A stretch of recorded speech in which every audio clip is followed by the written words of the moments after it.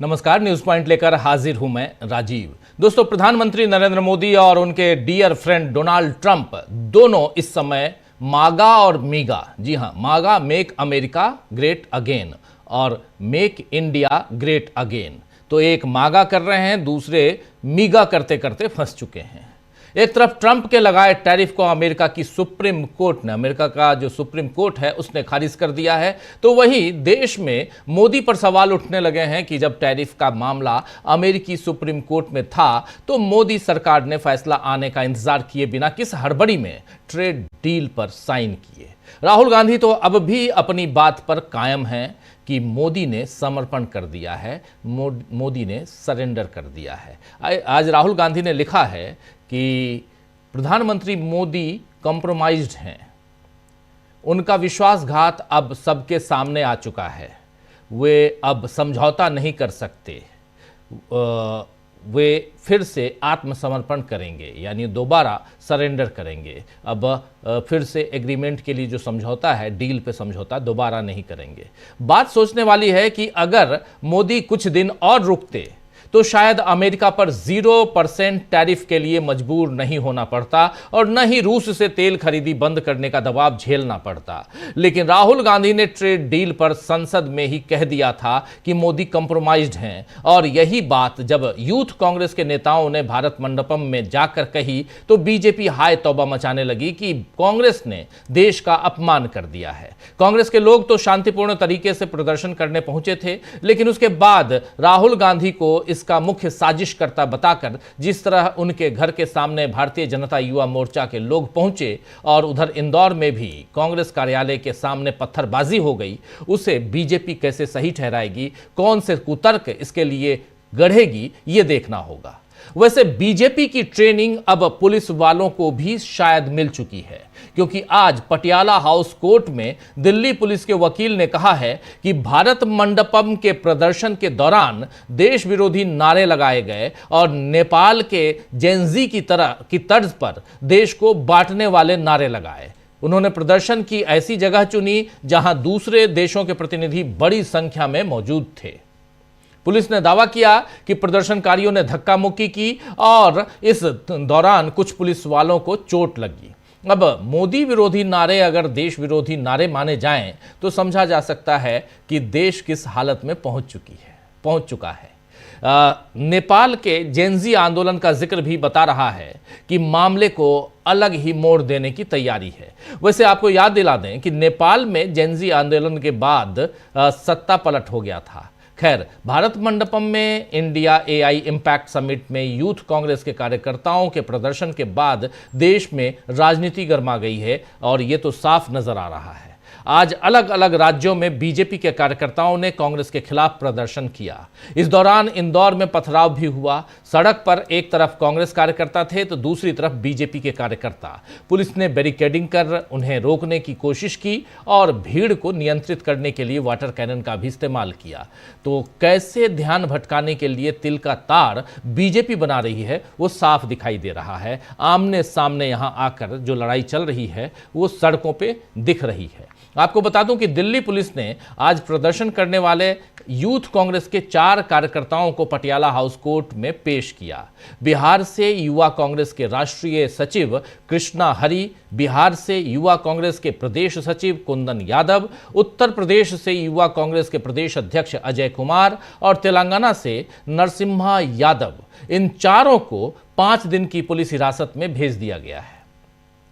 Court ने police से 5 दिन की रिमांड का कारण पूछा तो दिल्ली पुलिस ने कहा कि मामले में जांच करनी है कि साजिश किसने रची और कौन कौन लोग शामिल हैं, टी शर्ट कहां छापी गई। वहीं आरोपियों के वकील यानी यूथ कांग्रेस के जो वकील हैं, जो इन 4 आरोपियों के, उनके वकील ने पुलिस रिमांड की मांग का विरोध किया था। उन्होंने कहा कि यह गिरफ्तारी लोकतंत्र की गरिमा को कम करने वाली है। अगर प्रदर्शन के चलते गिरफ्तारी होने लगी तो संसद में प्रदर्शन करने वाले सांसदों की भी गिरफ्तारी हो जाएगी। बात तो सही है, बहुत ही सही दलील यहाँ पर इन्होंने रखी वकील साहब ने कि अगर संसद में अगर ऐसे ही होता है कि प्रदर्शन किसी के कोई अगर डेमोन्स्ट्रेशन कर रहा है, प्रदर्शन कर रहा है, तो उसके चलते अगर गिरफ्तारी होने लगी तो फिर संसद में प्रदर्शन करने वाले सांसदों की भी गिरफ्तारी हो जाएगी। लोकतंत्र को धीरे धीरे दोस्तों कैसे खत्म किया जा रहा है, ये नरेंद्र मोदी अच्छे से दुनिया को दिखा रहे हैं। राहुल गांधी पर जानलेवा हमले की धमकी जब दी गई तब तो किसी बीजेपी वाले ने या बीजेपी के नेता ने यह नहीं कहा कि ऐसा करना गलत है, यह सही राजनीति नहीं है, बल्कि धमकी देने वाला ओम बिरला का करीबी निकला और बिरला जी भी चुप बैठे रहे। लेकिन अब आपको याद है ना, राहुल गांधी को गोली मारने की धमकी भी 4 दिन पहले दी गई थी। लेकिन अब राहुल गांधी को गलत दिखाना है तो विरोध की साजिश उनके घर पर रची गई, ऐसा इल्जाम लगाया जा रहा है। कल भी किरण रिजिजू ने अपनी बातें रखी थी, आज भी रखी है इसी मसले पे। आइए जरा सुन लेते हैं किरण रिजिजू जिस ढंग से बयानबाजी कर रहे हैं। वो संसदीय कार्य मंत्री हैं, केंद्रीय मंत्री, लेकिन जिस अंदाज में वो अपनी बात रख रहे हैं, एक इंटरव्यू में भी उन्होंने जो बातें रखी, इससे साफ नजर आ रहा है कि कहीं ना कहीं यहाँ पर एक मॉब को तैयार करने की कोशिश हो रही है, लिंच मॉब तैयार किया जा रहा है। लेकिन जरा सुनते हैं यहां किरण रिजिजू कह क्या रहे हैं, सुनिए। सब जगह प्रशंसा हो रही थी और विश्व के बहुत प्रमुख देशों का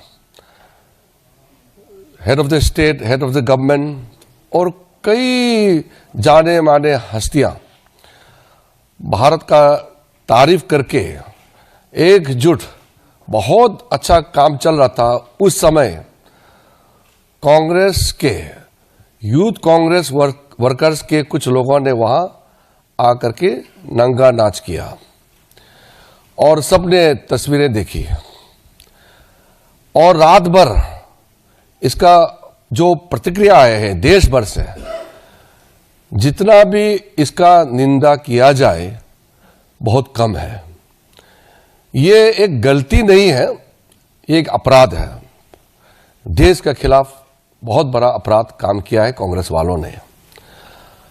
हमने सुबह उठकर के ये सोचा कि अगर कांग्रेस पार्टी में देश के प्रति थोड़ा भी उनका सोच विचार सोचा कि हम आत्ममंथन करके माफी मांगेंगे, तो सुबह जब हमने देखा माफी मांगने का जगह उल्टा कई कांग्रेसी नेता ये नंगा नाच को जायज ठहरा रहे थे।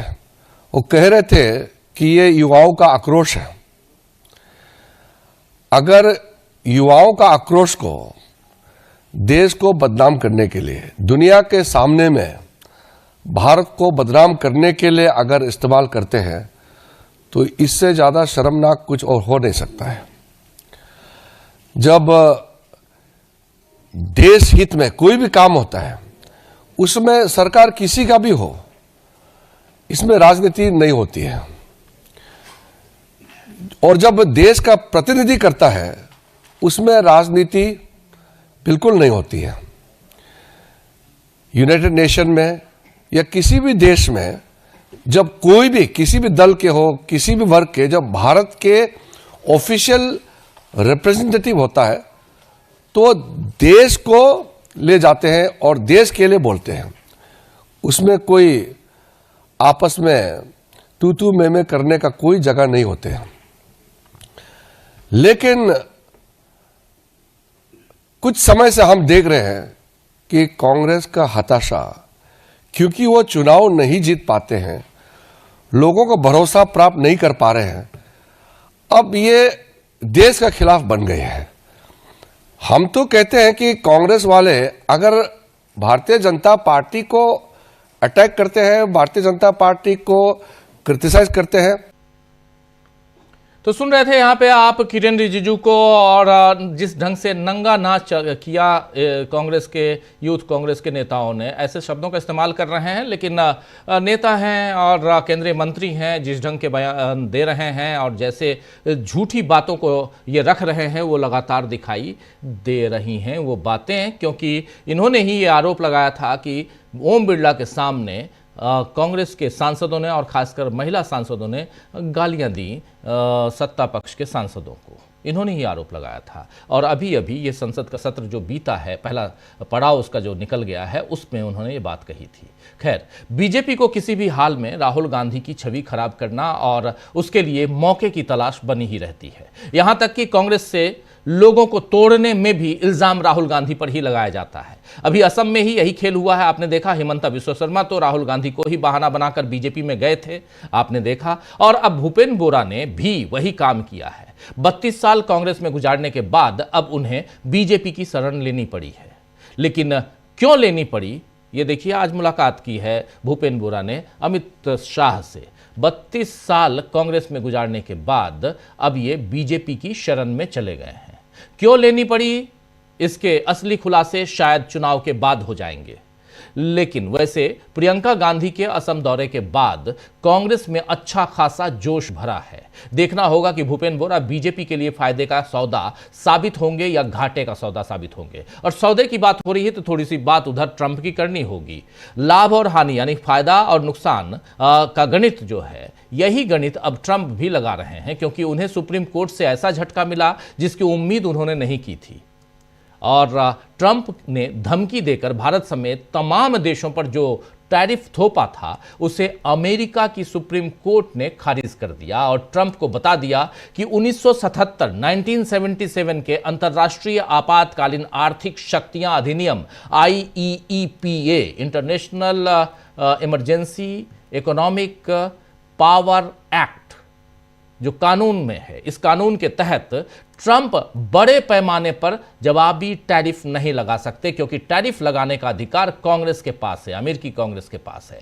वहां पास करवाना पड़ेगा। इस फैसले से झल्लाए ट्रंप ने अपने खिलाफ फैसला देने वाले जजों को मूर्ख और विदेशी हितों से प्रभावित बता दिया है। लेकिन मजेदार बात यहां पे है, 9 जजों की बेंच थी। 9 में से 6 जजों ने इसके खिलाफ यानी ट्रंप के खिलाफ फैसला दिया है। और ये 6 जज जो हैं, इनमें से 2 जज तो ऐसे हैं जिनको ट्रंप ने खुद अभी आने के बाद अपॉइंट किया है, और बाकी जो 4 जज हैं, ये 6 में से बता रहा हूं, 4 जज हैं जिसको भी रिपब्लिकन्स ने ही किया है अपॉइंट। क्या हमारे देश में ऐसा होता है? सोचिएगा कि सत्ता पक्ष नरेंद्र मोदी का कोई चाहने वाला जज बैठा हो हमारे देश में, और मैं उंगली नहीं उठा रहा हूं किसी भी जज के ऊपर, लेकिन जो चीज़ें दिखाई दे रही हैं, कहीं ना कहीं ये नज़र आ रही चीज़ें कि जो बातें कि थोड़ा सा प्रभाव सत्ता का दिखाई देता है कुछ फैसलों पे। ट्रंप की ऐसी बातों को सुनकर लगता है कि क्या बीजेपी का असर अब उन पर हुआ है या ट्रंप के असर में बीजेपी है। बात झल्लाहट की कर रहा हूं, क्योंकि ट्रंप ने झल्लाहट में क्या कुछ नहीं कह दिया, वहां जजों को मूर्ख कह दिया कि हमारे यहाँ के जज मूर्ख हैं। तो आज चर्चा करेंगे दोस्तों कि क्या मोदी की असलियत अब देश के सामने आने लगी है, और क्या इसी वजह से बौखलाई है बीजेपी। और इन सब के बीच बौखलाहट दिखाने की कोशिश करता हूं। इंदौर का जिक्र कर रहा था मैं। कल के घटनाक्रम के बाद, 20 तारीख के घटनाक्रम के बाद जो युवा छात्र गए थे, युवा कांग्रेस के नेता जो गए थे वहां भारत मंडपम में, उसके बाद से घटनाक्रम में बहुत तेजी आई है, बदलाव हम लोग देख रहे हैं। इंदौर में जब आज युवा कांग्रेस के नेताओं का, छात्रों का प्रदर्शन चल रहा था, तो इधर दूसरी तरफ बीजेपी के लोग भी गए। दोनों के बीच आमना सामना हुआ, पत्थरबाजी, बीजेपी की तरफ से पत्थरबाजी हुई। इस पर कांग्रेस पार्टी ने उस वीडियो को भी जारी किया है और साथ साथ एक ट्वीट भी किया। पहले ट्वीट आपके सामने लाता हूं। कांग्रेस लिख रही है, मध्य प्रदेश कांग्रेस की बात हो रही है। हालांकि कांग्रेस पार्टी ने इस ट्वीट को रखा है आपके हमारे सामने। मध्य प्रदेश में बीजेपी का गुंडा राज चल रहा है। बीजेपी के गुंडे प्रदेश कांग्रेस कार्यालय में घुस गए। वहां इन गुंडों ने कांग्रेस कार्यकर्ताओं के साथ हाथापाई की और जमकर तोड़फोड़ मचाई। ये सारी गुंडई बीजेपी सरकार के संरक्षण में की गई। यहां सरकार खुद ही कानून की धज्जियां उड़ा रही है। बीजेपी के इन गुंडों के खिलाफ तुरंत कार्रवाई होनी चाहिए। अब गुंडागर्दी क्या है, वो वीडियो भी इन्होंने जारी किया। जरा देख लेते हैं क्या है उस वीडियो में। जरा फुल स्क्रीन ले आइए वीडियो को, देखते हैं कि इस वीडियो को जारी कर कांग्रेस क्या यहां रखना चाहती है, सबूत क्या पेश कर रही है। देखिए जरा।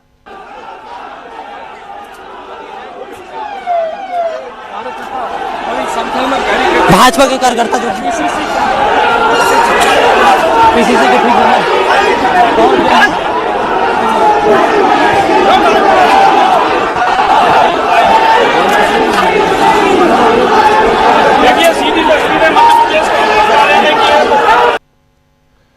देख लिया आपने यहाँ पर यूथ कांग्रेस के खिलाफ प्रदर्शन करते हुए बीजेपी के जो कार्यकर्ता हैं वो पहुंच गए वहाँ कांग्रेस के कार्यालय में और उसके बाद वहाँ तोड़फोड़ करने की कोशिश हुई।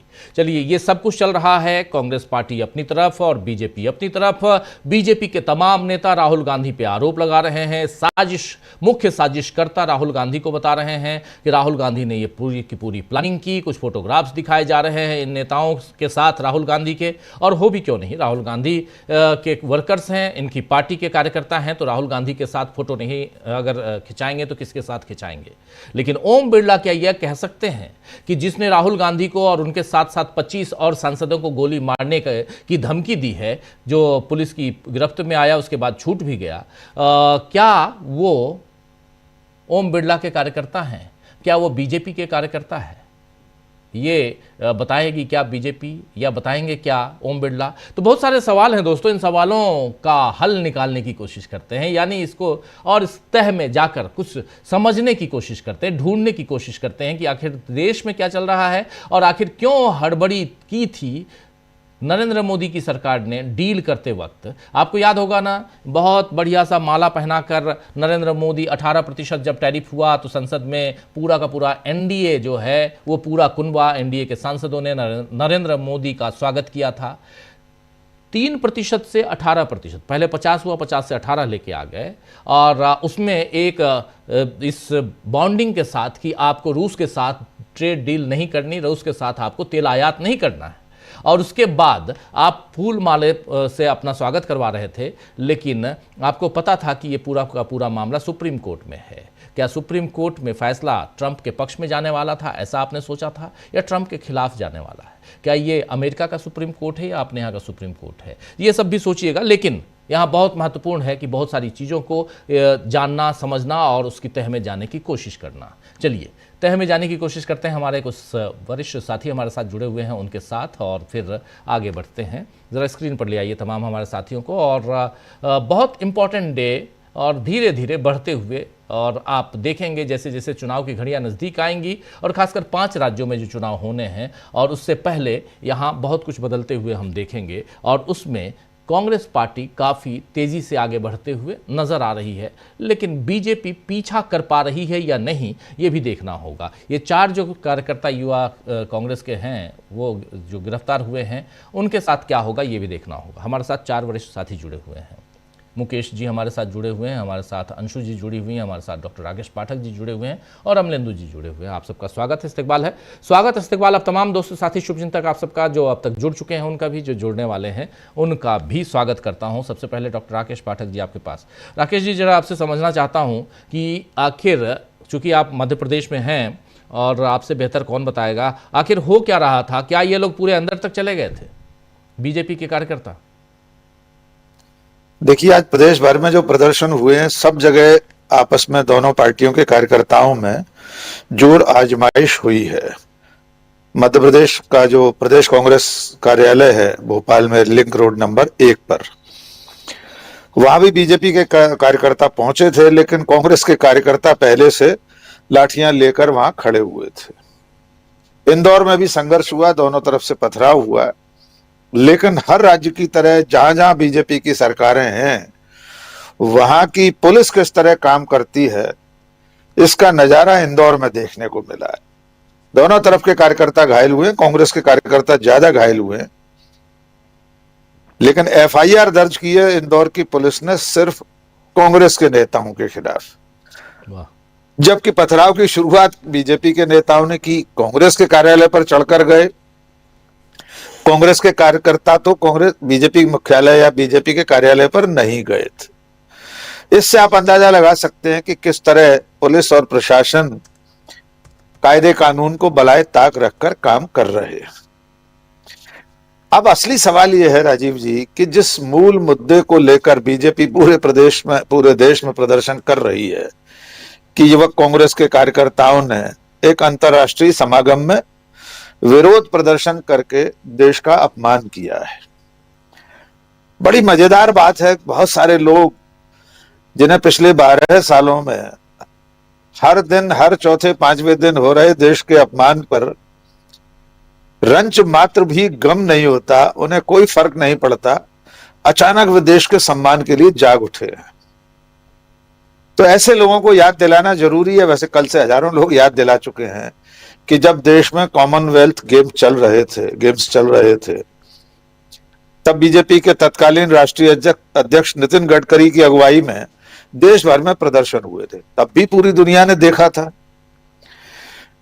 उसके बाद पिछले 12 सालों में देश का सम्मान कम करने वाली, देश का सम्मान गिराने वाली जो घटनाएं हैं, उन्हें भी याद कर लीजिए।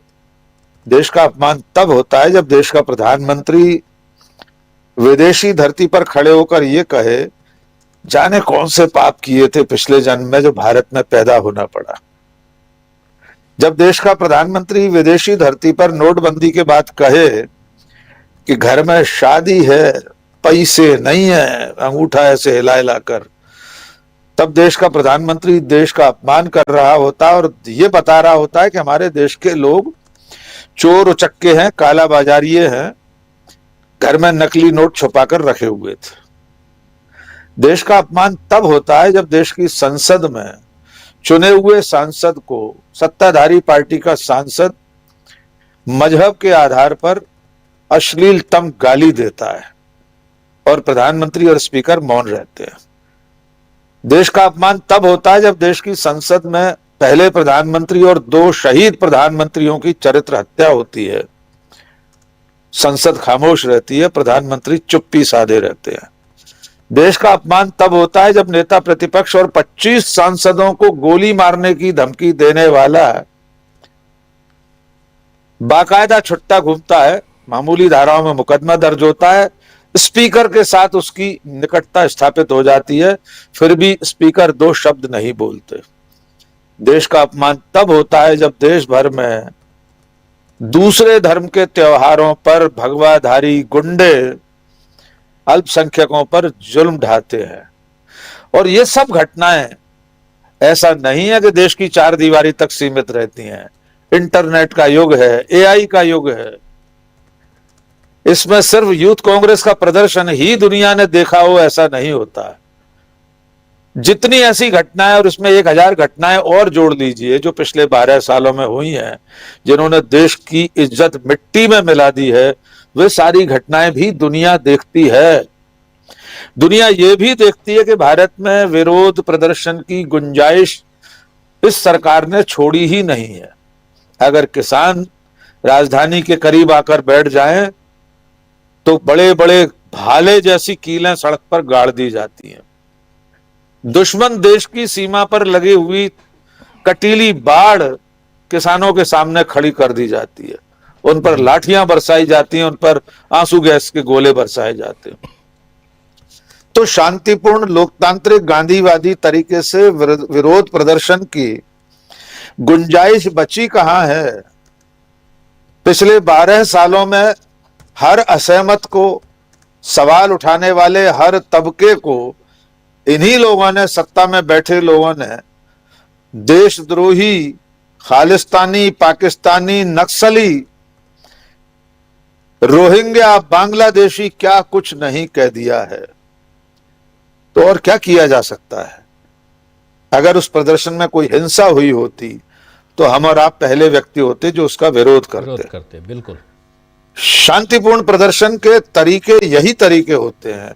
और जहां तक सवाल यह है कि विदेशी मेहमानों के सामने प्रदर्शन करना देशद्रोह है, तो इस दुनिया के हर देश में ऐसे अवसरों पर वहां के नागरिक विरोध की गुंजाइश ढूंढते हैं और प्रदर्शन करते हैं, ताकि उनकी बात, उनके सवाल, उनके मुद्दे दुनिया की नजर में आ सके। राजीव जी, अमेरिका का राष्ट्रपति दुनिया का सबसे ज्यादा ताकतवर शख्स है। वो सफेद हवेली, जो दुनिया में सत्ता का सर्वोच्च प्रतीक है, व्हाइट हाउस, उसके सामने खड़े होकर लोग डोनाल्ड ट्रंप के खिलाफ रोज प्रदर्शन करते हैं।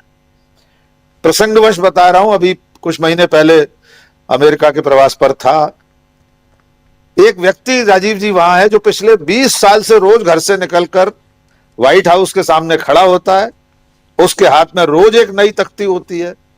जो डोनाल्ड ट्रंप और अमेरिका के किसी भी राष्ट्रपति, कोई रहा हो 20 सालों में, इतने सारे लोग रह गए, उनके खिलाफ प्रदर्शन करके जाता है। 2 साइकिलधारी पुलिसकर्मी वहां गश्त करते रहते हैं और सब लोग गाली देते रहते हैं डोनाल्ड ट्रंप को। यहां तक कि दूसरे देशों के लोग भी डोनाल्ड ट्रंप के दरवाजे पर आकर विरोध प्रदर्शन कर जाते हैं। एक लोकतांत्रिक देश में, भारत जैसे देश में, लोकतांत्रिक तरीके से प्रदर्शन के खिलाफ इस तरह का माहौल बनाना यह बता रहा है कि सत्ता और उसकी गोद में बैठा हुआ मुख्य धारा का कथित मीडिया सिर्फ विपक्ष को बदनाम करने का काम कर रहा है। आखिरी सवाल छोड़कर जा रहा हूं राजीव जी, हम और आपने तो बहुत चर्चा की है जी। क्या नेता प्रतिपक्ष और देश के 25 चुने हुए सांसदों को गोली मारने की धमकी पर मुख्यधारा के मीडिया ने कोई चर्चा की? क्या देश के सचमुच में सुचिंतित नागरिक समाज ने इस पर कोई चिंता की? जिन लोगों को आज इतनी पीड़ा हो रही है, इतना पीर हो रही है पेट में कि यूथ कांग्रेस के कार्यकर्ताओं ने देश का अपमान कर दिया, उनमें से किसके व्हाट्सएप ग्रुप पर, किसके फेसबुक प्रोफाइल पर जो आज आग उगल रहे हैं, नेता प्रतिपक्ष और सांसदों की हत्या की धमकी पर आपने एक लाइन भी लिखी देखी होगी? तो असल में ये देश चुनिंदा चुप्पियों और चुनिंदा मुखरताओं का देश बनकर रह गया है। हम और आप तो गलत को गलत कहने के लिए हमेशा तत्पर हैं, फिर दोहरा रहे हैं, इस तरह के शांतिपूर्ण प्रदर्शन में कोई ऐतराज नहीं है। हमेशा से ऐसे प्रदर्शन होते रहे हैं, ये देशद्रोह नहीं है। इसमें दिल्ली पुलिस जो कुछ ढूंढना चाह रही है वो सरकार के इशारे पर की जाने वाली कार्रवाई है। लोग अच्छी तरह समझ रहे हैं ये कोई देशद्रोह तख्ता पलट की साजिश नहीं थी। जी राजीव जी। जी, इसको जोड़ना चाह रहे हैं जेनजी जो वहां हुआ आंदोलन, उसी ढंग के आंदोलन की साजिश रची जा रही थी। तो भाई दबा दीजिए दबा दीजिए, भारत के जेनजी को दबाने की कोशिश कीजिए, दबाकर देख लीजिए, बहुत महत्वपूर्ण है। लेकिन प्रशांत जी भी जुड़ गए हमारे साथ। प्रशांत जी, आपका स्वागत है और जल्दी से आना चाहता हूँ। मुकेश जी आपके पास आना चाहता हूँ, फिर अंशु जी और तमाम साथियों आप सबके पास। मुकेश जी, इस आंदोलन, ये क्या एक, देखिए आंदोलन का एक तरीका है, अलग अलग ढंग से अपने ढंग से आंदोलन करते हैं लोग, लेकिन राहुल गांधी, किरण रिजिजू के बयान को बहुत महत्वपूर्ण ढंग से मैंने यहाँ इसलिए रखा, हालांकि कुछ ऐसी बातें होती हैं, चाहे प्रधानमंत्री, चाहे अमित शाह जी, चाहे इनके और भी मंत्री लोग, थोड़ा मैं बचने की कोशिश करता हूँ क्योंकि कुछ रहता नहीं है, नफरत के सिवा और कुछ नहीं। नफरत को जिस ढंग से मुकेश जी यहाँ बोया गया है वो हम लोग देख रहे हैं, लेकिन इनको सुनना इसलिए ज़रूरी था क्योंकि ये संसदीय कार्य मंत्री हैं और पिछले महीने भर से, जब से संसद का बजट सत्र शुरू हुआ है, एक आदमी छाया हुआ है, नाम है किरण रिजिजू। झूठ बोलने में और झूठे बयान देने में अभी ये सबसे ऊपर अव्वल नज़र आ रहे हैं। बहुत ही ईमानदारी के साथ ये शब्द मैं इस्तेमाल कर रहा हूँ, इसलिए मंत्री महोदय हैं, लेकिन फिर भी मैं कह रहा हूँ क्योंकि कुछ चीज़ें, कुछ तथ्य ऐसे हैं जिसको आप साबित कर दीजिए ना कि हाँ, राहुल गांधी मुख्य साजिश करता है, राहुल गांधी इस देश के लिए सबसे ज़्यादा खतरनाक इंसान है। साबित कर दो, और साबित करने से पहले इंट्रोगेट कर लो। 55 घंटे तो आपने पहले कर ही चुके हैं, कुछ और घंटे ले लो और इस मामले में भी कर लो। लेकिन सवाल फिर भी खड़ा होता है कि हमारे संविधान ने प्रोटेस्ट करने का अधिकार सबको दिया है, मुकेश जी, आपको भी, मुझको भी और युवा कांग्रेस के नेताओं को भी। फिर ये कहां से आ गए राहुल गांधी और क्यों यहां पर इस देश को विदेशी लोगों के बीच बदनाम करने की साजिश रची गई? और उससे पहले वो गलगोटिया वालों ने क्या किया? विदेश से लाकर, चीन से लाकर आप एक रोबो डॉग को अपना बता के, और जब बदनाम कर रहे थे तब तो आप आए नहीं। आपने क्या कर लिया गलगोटिया का? गलगोटिया के खिलाफ आपने क्या एक्शन ले लिया, जरा बता दीजिए। उस भारत मंडपम से बाहर निकालने के अलावा कुछ ऐसा है तो बता दें। इसलिए सवाल खड़ा होता है और पत्रकार होने के नाते सवाल तो पूछेंगे, किसी को अच्छा लगे, किसी को बुरा लगे। मुकेश जी। राजीव जी, बीजेपी जो है वो 2 सेंट्रल पॉइंट पे काम करती है। एक है नैरेटिव और दूसरा है ऑप्टिक्स। इन दोनों के अलावा उसको तीसरी कोई चीज नहीं आती। और इन दोनों के लिए क्या उचित है, क्या अनुचित है, क्या जायज है, क्या नाजायज है, ये सब जाए भाड़ में। उनके लिए दोहरे मापदंड सैकड़ों हजारों की संख्या में मौजूद है। आज ही आपने जिक्र किया और जो आप स्क्रीन पे दिखा रहे हैं चीजें, आप देखिए, एक प्रदर्शन करने में, जो प्रदर्शन दिल्ली में हो रहा है वो प्रदर्शन भारत विरोधी है, देश के ही खिलाफ है, और जो प्रदर्शन इंदौर में हो रहा है वो देश को ताकतवर बना रहा है। ये क्या है भाई, ये क्या विडंबना है। प्रदर्शन ही खराब है, चाहे सोनल वांगचुक करें, चाहे कांग्रेस के लोग करें, और जब बीजेपी के लोग करें तो सब कुछ बहुत अच्छा हो रहा है। एफआईआर भी हो तो एक पार्टी के खिलाफ हो। आप देश की इज्जत को ऊंचा कर रहे हैं जब आप जो है वो रोबो डॉग लेके आ जाते हैं, बहुत ऊंचा कर रहे हैं। जब आप जो है वहां वो थर्मोकोल के ड्रोन पेश कर रहे होते हैं तब देश का नाम बहुत ऊंचा कर रहे हैं। तो देश का नाम खराब करने और गंदा करने का जो जो जिम्मा है वो आपके मुताबिक कांग्रेस पार्टी को दे दिया गया है। ये निहायत निकम्मी नकारा पार्टी है जिसने इतने सालों तक, आज जो लोग इस देश में रह रहे हैं उनके बाप दादाओं का बहुत लंबे अरसे तक मैंडेट इस पार्टी को मिलता रहा है जी। तो अगर लंबे अरसे तक मिलता रहा है और इसने देश विरोधी काम ही किया था, करती रही है, यही इसका स्वभाव है, सील है, चरित्र है, सब कुछ है, तो वैसी स्थिति में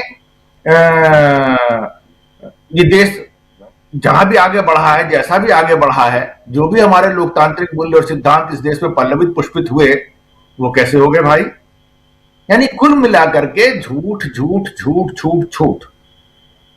आप इनकी सरकार के खिलाफ प्रदर्शन नहीं कर सकते, आप यहां भारत मंडपम में नहीं कर सकते, आप जंतर मंतर पे नहीं कर सकते, आप संसद में नहीं कर सकते, आप दिल्ली के बॉर्डर पे नहीं कर सकते। इनकी सरकार के खिलाफ आप प्रदर्शन करेंगे, आप लद्दाख में नहीं कर सकते। आप इनकी सरकार के खिलाफ प्रदर्शन करेंगे तो वह एंटी नेशनल होगा। यही सीधा सीधा मतलब हो गया इसका। अब इसको इससे ज्यादा आसान तरीके से कैसे समझें?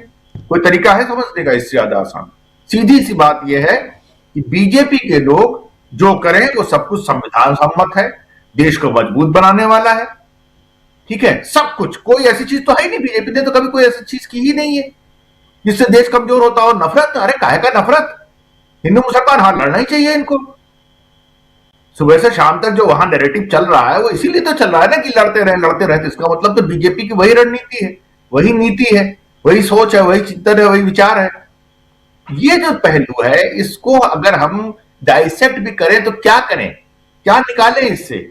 सब कुछ तो आंखों के सामने है। कभी बीजेपी ने ऐसा कहा क्या कि हम जिस जमाने में प्रदर्शन करते थे उस जमाने में देश के विरोध के लिए करते थे, और आज की जो विपक्ष की पार्टियां हैं वो जो प्रदर्शन कर रही हैं वो देश को तोड़ने के लिए कर रही हैं।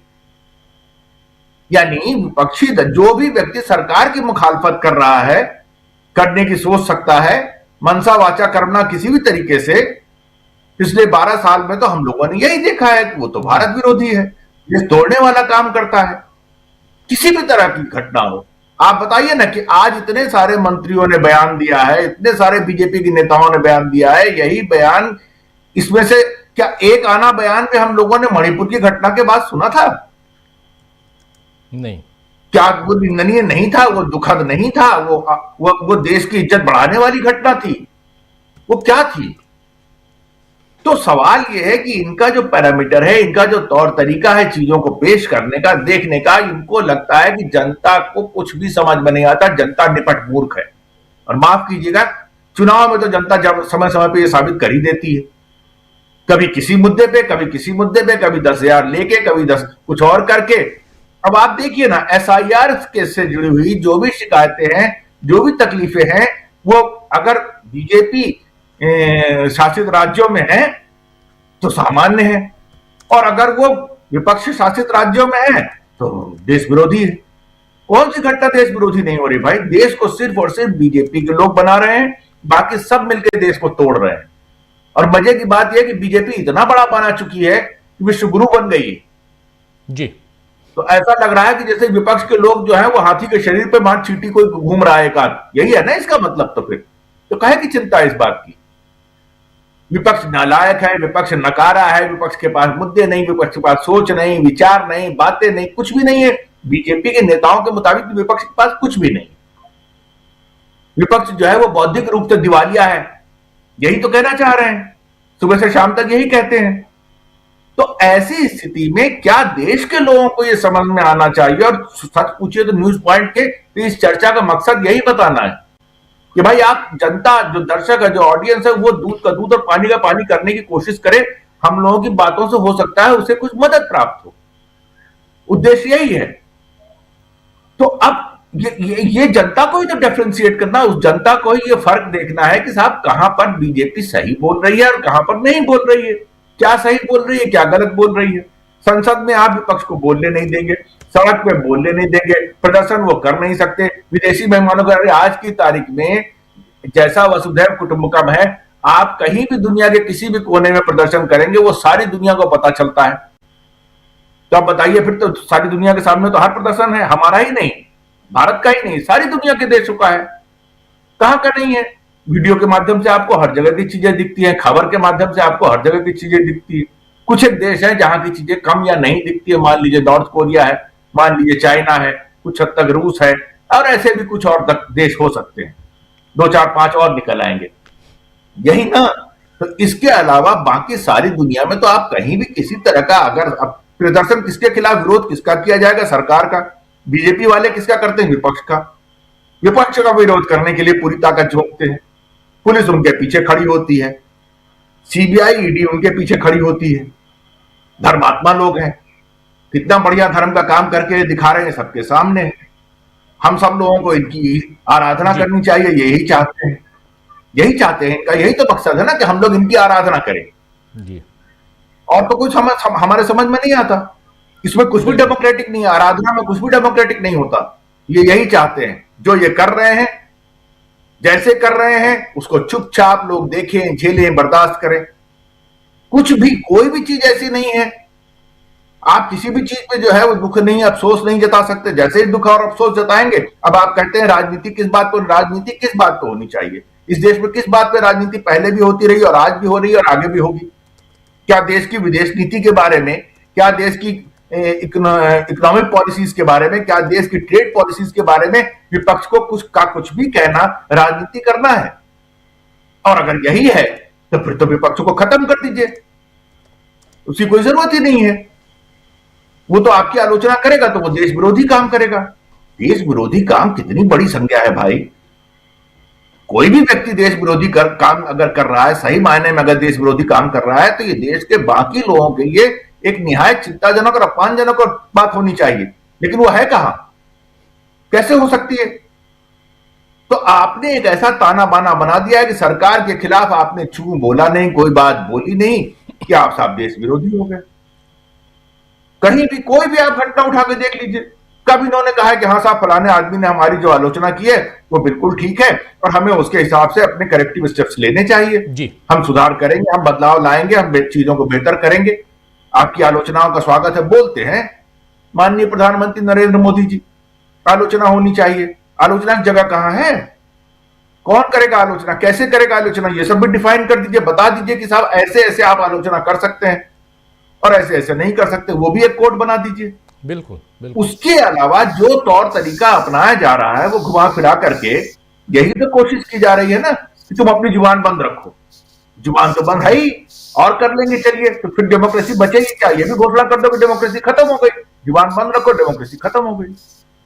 जी राजीव जी जी, बिल्कुल बिल्कुल, आप सही कह रहे हैं, जुबान बंद करने की कोशिश का। और अभी डॉक्टर राकेश पाठक जी ने पहले अपने वक्तव्य में उन्होंने कहा भी कि पिछले 10-12 साल में हमने साफ साफ देखा है, किसानों के आंदोलन को हम लोगों ने बहुत नज़दीक से देखा था और उसमें किस ढंग से उनको खालिस्तानी, मवाली, क्या क्या नहीं कहा गया। जरा डॉक्टर साहब आप कुछ कहना चाह रहे थे, जोड़ना चाह रहे थे।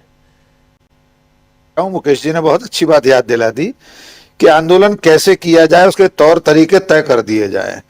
तो मुकेश भाई, तय करने के लिए केंद्रीय गृह मंत्रालय ने बाकायदा एक कमेटी बना दी है, उसकी तैयारी चल रही है, एसओपी तैयार हो रहा है। नरेंद्र मोदी और मोदी शाह तय करेंगे, भारत सरकार एक निर्धारित प्रारूप पेश करने वाली है देश को। बाकायदा जो सुरक्षा बलों के प्रमुखों की बैठक में यह तय हुआ था, वो एसओपी तैयार हो रहा है कि आंदोलन कैसे होगा, आप कितनी ऊंची आवाज में बोलेंगे, क्या पहनकर आएंगे, कैसे कदम रखेंगे, कैसे उंगली उठाएंगे, ये सब सरकार तय करने वाली है। उसका टारगेट शायद मार्च या अप्रैल तक बनाकर देने को गृहमंत्री ने खुद कहा हुआ है। तो आंदोलन कैसे चलाया जाए ये भी अब सरकार बताएगी। जी जी। प्रशांत जी, ये आंदोलन दिल्ली में हम लोगों ने काफ़ी सारे आंदोलन देखे, कवर किए, और दूसरे राज्यों में भी। इसमें क्या था, 10-12 युवा छात्र जो थे वो गए, और युवक कांग्रेस के छात्र नहीं, युवक कांग्रेस के नेता गए और विरोध प्रदर्शन किया। हम लोगों ने कल भी इस पर चर्चा की, परसों भी चर्चा की। विरोध प्रदर्शन पूरी दुनिया में करते हैं, जिनेवा में अभी थोड़े दिनों पहले किया, G20 में किया, रूस हो, अमेरिका हो, यूरोप हो, जापान हो, ऑस्ट्रेलिया हो, कहाँ नहीं होता है, और हर ढंग से होता है। महिलाओं का आंदोलन देखा, पूरे फुल नेकेड होकर के आंदोलन किया यूरोप में, करते हैं लोग। यहाँ इनको क्यों इतनी तकलीफ हो रही है? और इस आंदोलन उसके बाद में ये पूरा का पूरा मामला सियासी है, सियासी पारी अपने हाथ में लेने की कोशिश है, या कुछ और है? दो बातें हैं राजीव जी, बल्कि तीन। आज के मुद्दे तीन हैं। एक आपने असम का मुद्दा भी उठाया, वो मैं अगले राउंड में बात करूंगा उस पर। जी महत्वपूर्ण बातें हैं उसमें भी, लेकिन दो बातें हैं। एक तो है भारत अमेरिका ट्रेड डील और अमेरिका के सुप्रीम कोर्ट का फैसला, और उसके पहले मैं बात रखता हूं जो ये मुद्दा चल रहा है प्रदर्शन का। एक बात बड़ी सिंपल सी है कि मुझको अगर खरोंच आ जाए पैर में, कोई कांटा चुभ जाए, तो क्या मैं प्लास्टर चढ़वाऊंगा? क्या वो मैं इमरजेंसी भर्ती हो जाऊंगा? क्या मैं 5 डॉक्टरों से सलाह करूंगा? नहीं, एक सिंपल सी पट्टी बांधूंगा, काम पे निकल जाऊंगा। मामला यही है कि एक छोटा सा प्रदर्शन 5 लोगों का, 10 लोगों का, उस पे जो इतना रिएक्शन, नीजक रिएक्शन कि कैबिनेट मिनिस्टर खड़े हो गए, पुलिस मुकदमे दर्ज कर रही है, पूरा गोदी मीडिया लगा हुआ है, बड़े बड़े बुद्धिजीवी जो हैं वो हिल गए, तो इसका मतलब है कि प्रदर्शन कामयाब रहा। जो वो करना चाहते थे उन्होंने कर दिया, सरकार हिल गई। अगर सरकार हिली नहीं होती इस प्रदर्शन से, तो इस तरीके का रिएक्शन नहीं आता। इसका मतलब है कि बहुत नाजुक स्थिति में है। और जो राहुल गांधी का संदेश है, कॉम्प्रोमाइज प्रेसिडेंट, प्राइम मिनिस्टर, ये कॉम्प्रोमाइज प्राइम मिनिस्टर का मुद्दा जो है वो लग गया, तीर सही निशाने पे लगा है।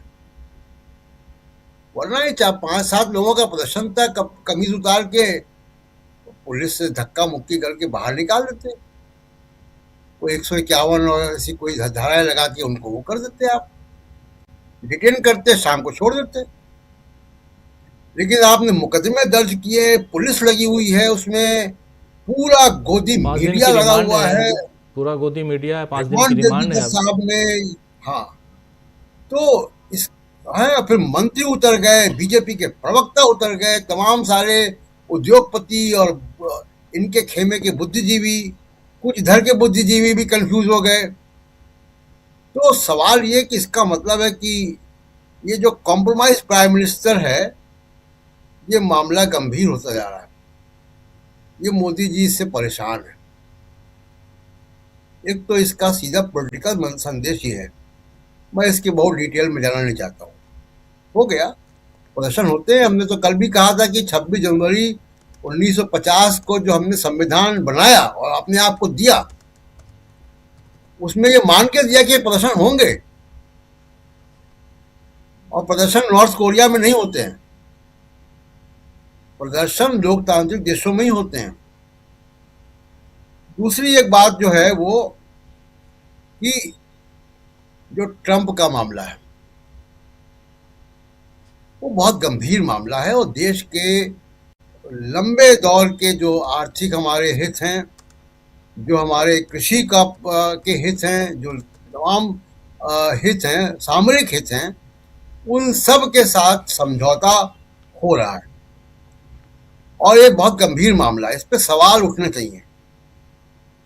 सवाल सबसे बड़ा राजीव जी ये है कि आपने 18 दिन वेट क्यों नहीं, इंतजार क्यों नहीं किया। 18 दिन अगर आप इंतजार करते तो आपको नेगोशिएट करना होता 10% से,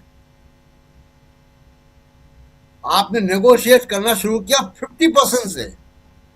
25% रूस से तेल मंगाने वाला भी था, और आपने सारे दरवाजे खोले, कृषि के दरवाजे खोले। आपने ये भी माना कि हम रूस से तेल नहीं खरीदेंगे, हम 0% टैरिफ लगाएंगे अमेरिका के प्रोडक्ट पे। तो इतना बड़ा कॉम्प्रोमाइज आपको करना पड़ा क्योंकि आप दबाव में थे, और 18 दिन का आप इंतजार आपने किया होता तो आज आपकी जो नेगोशिएटिंग टेबल पे आपकी स्थिति मजबूत होती। तो 18 दिन इंतजार क्यों नहीं किया?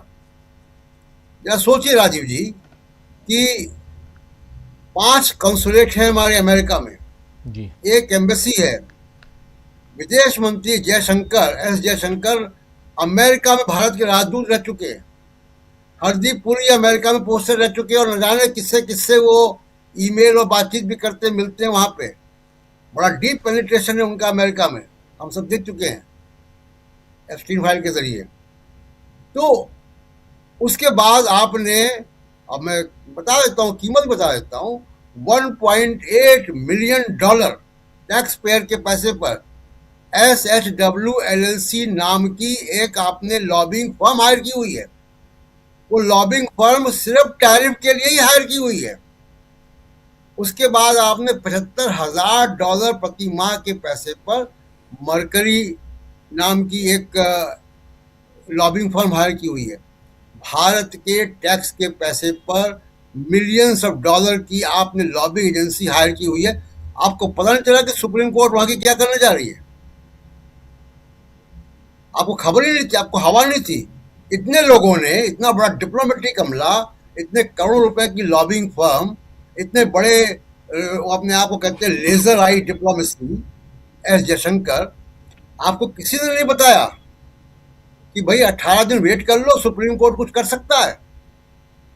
आपने जल्दबाजी में फैसला कर लिया, और अब आप देखिए, कल आपने सुन लिया होगा, अगर हो तो आप सुनवा भी सकते हैं। यहाँ भी ट्रंप ने खुलेआम कह दिया, सुप्रीम कोर्ट का फैसला आने के बाद कह दिया कि हमारा भारत के साथ जो करार है वो है।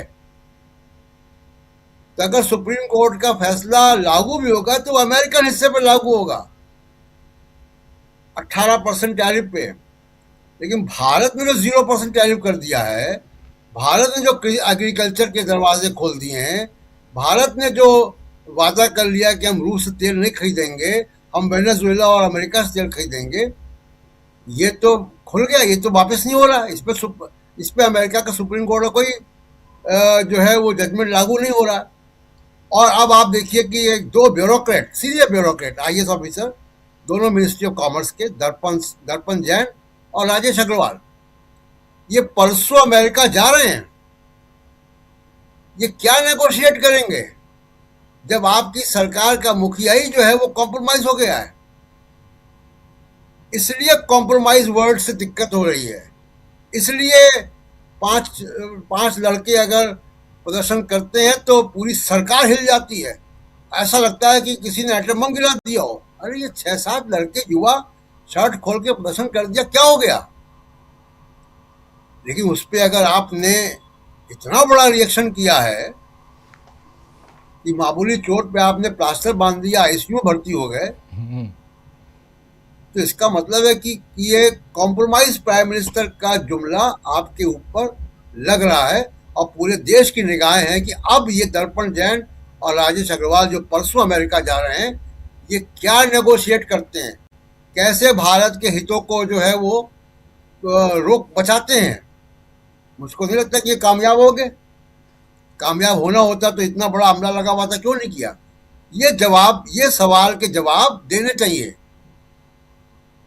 ये लड़के वहां पे कैसे घुस गए, उन्होंने शर्ट क्यों उतार दी और कपड़े कैसे पहने हुए थे, ये सवाल नहीं है देश के सामने। देश के सामने सवाल ये कि हम अमेरिका के आर्थिक गुलामी के दरवाजे पे खड़े हैं।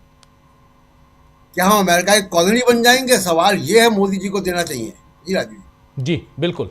बिल्कुल, कई सारे सवालों का जवाब नरेंद्र मोदी जी को देना होगा आने वाले समय में, लेकिन उससे पहले जो कुछ चल रहा है, जो तस्वीरें हैं वो आप लोग देख रहे हैं। जरा स्क्रीन पर हमारे तमाम साथियों को ले आइए और चर्चा आगे बढ़ाते हैं। अंशु जी, आपके पास आना चाहता हूं, कैसे देखती हैं आप इस पूरे यूथ कांग्रेस ने जो किया, उस पर भी आपकी प्रतिक्रिया? अमेरिका की बात करेंगे बाद में, लेकिन बहुत महत्वपूर्ण जानकारी यहाँ दे रहे थे प्रशांत जी, और कैसे झटका लगा है डोनाल्ड ट्रंप को और वहाँ के कोर्ट ने, जबकि अमेरिका में 9 टोटल जज थे, जिसमें से 6 ने डोनाल्ड ट्रंप के फैसले के खिलाफ फैसला सुनाया है। ये अपने आप में बहुत बड़ी बात है। अमेरिका की जो लोकतंत्र है वो कितना मजबूत है, इससे ये समझ में आता है कि इसमें से टोटल 9 में से 6 जजों की नियुक्ति, उसमें से 2 की डोनाल्ड ट्रंप ने खुद की आने के बाद, और बाकी जो 4 थे वो भी रिपब्लिकन्स के तरफ से ही वो किए गए हैं नियुक्त। उसके बाद भी उन्होंने अपने देश के कानून की रखवाली की है। कानून का रखवाला, असर रखवाला यही होता है। कानून दिखाई देना चाहिए उस समय, ये नहीं कि कौन हमारा है कौन पराया है, ये बात नहीं होनी चाहिए। लेकिन खैर, उस पे आएंगे। उससे पहले यूथ कांग्रेस का प्रदर्शन क्या इतना ज्यादा खतरनाक था? और इसकी रचना, जो व्यूह रचना है, वो राहुल गांधी ने की। बहुत ही खतरनाक इंसान, जो अब नरेंद्र मोदी और यहां की महिला सांसद नरेंद्र मोदी को दांत काट सकती थी, उनके ऊपर हमला हो सकता है। ये सारी चीजें संसद से लेकर सड़क तक जो बातें आ रही हैं, इसकी गंभीरता को, इसकी गहराई में जाने की जरूरत मैं आप लोगों के जरिए थोड़ा समझना चाहता हूं। और जो बात यहां पर प्रशांत जी भी और डॉक्टर साहब राकेश पाठक जी भी जो कह रहे थे, बहुत महत्वपूर्ण, कि अब अगर आप आंदोलन के तौर तरीके बना रहे हैं, नियम कायदे तैयार कर रहे हैं, तो फिर संविधान को किनारे रख दीजिए।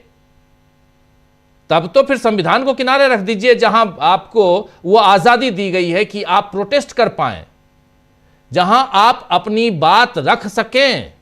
भाई, ये भी तो, अगर आप हमको संसद में बोलने नहीं दे रहे हैं, आप अगर सड़क पे बोलने नहीं दे रहे हैं, तो फिर तो हो गया, फिर तो नॉर्थ कोरिया बन गए आप, यही मानेंगे।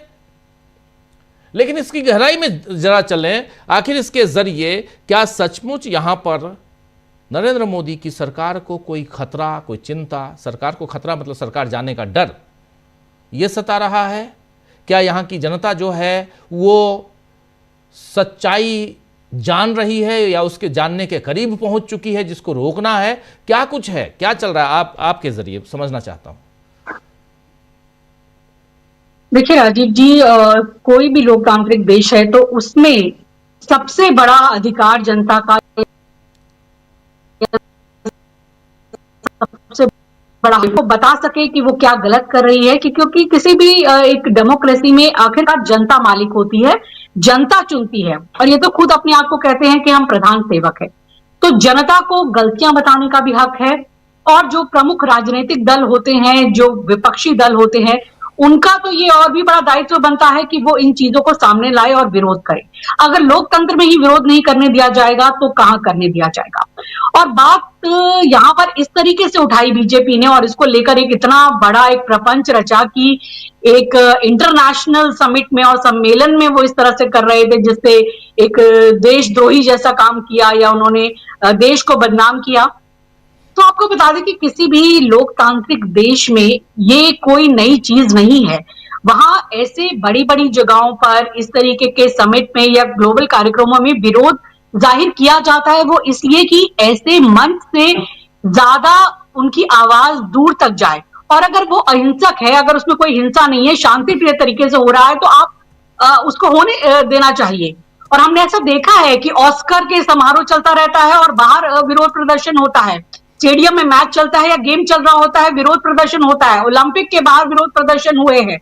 ग्रेटा थनबर्ग ने यूनाइटेड नेशन के बाहर विरोध प्रदर्शन किए हैं। उनको कोई रोक नहीं रहा, या उन पे मुकदमे नहीं दर्ज किए जा रहे, या उनकी आवाज को खत्म नहीं किया जा रहा। लोकतंत्र का मतलब ही क्या होता है?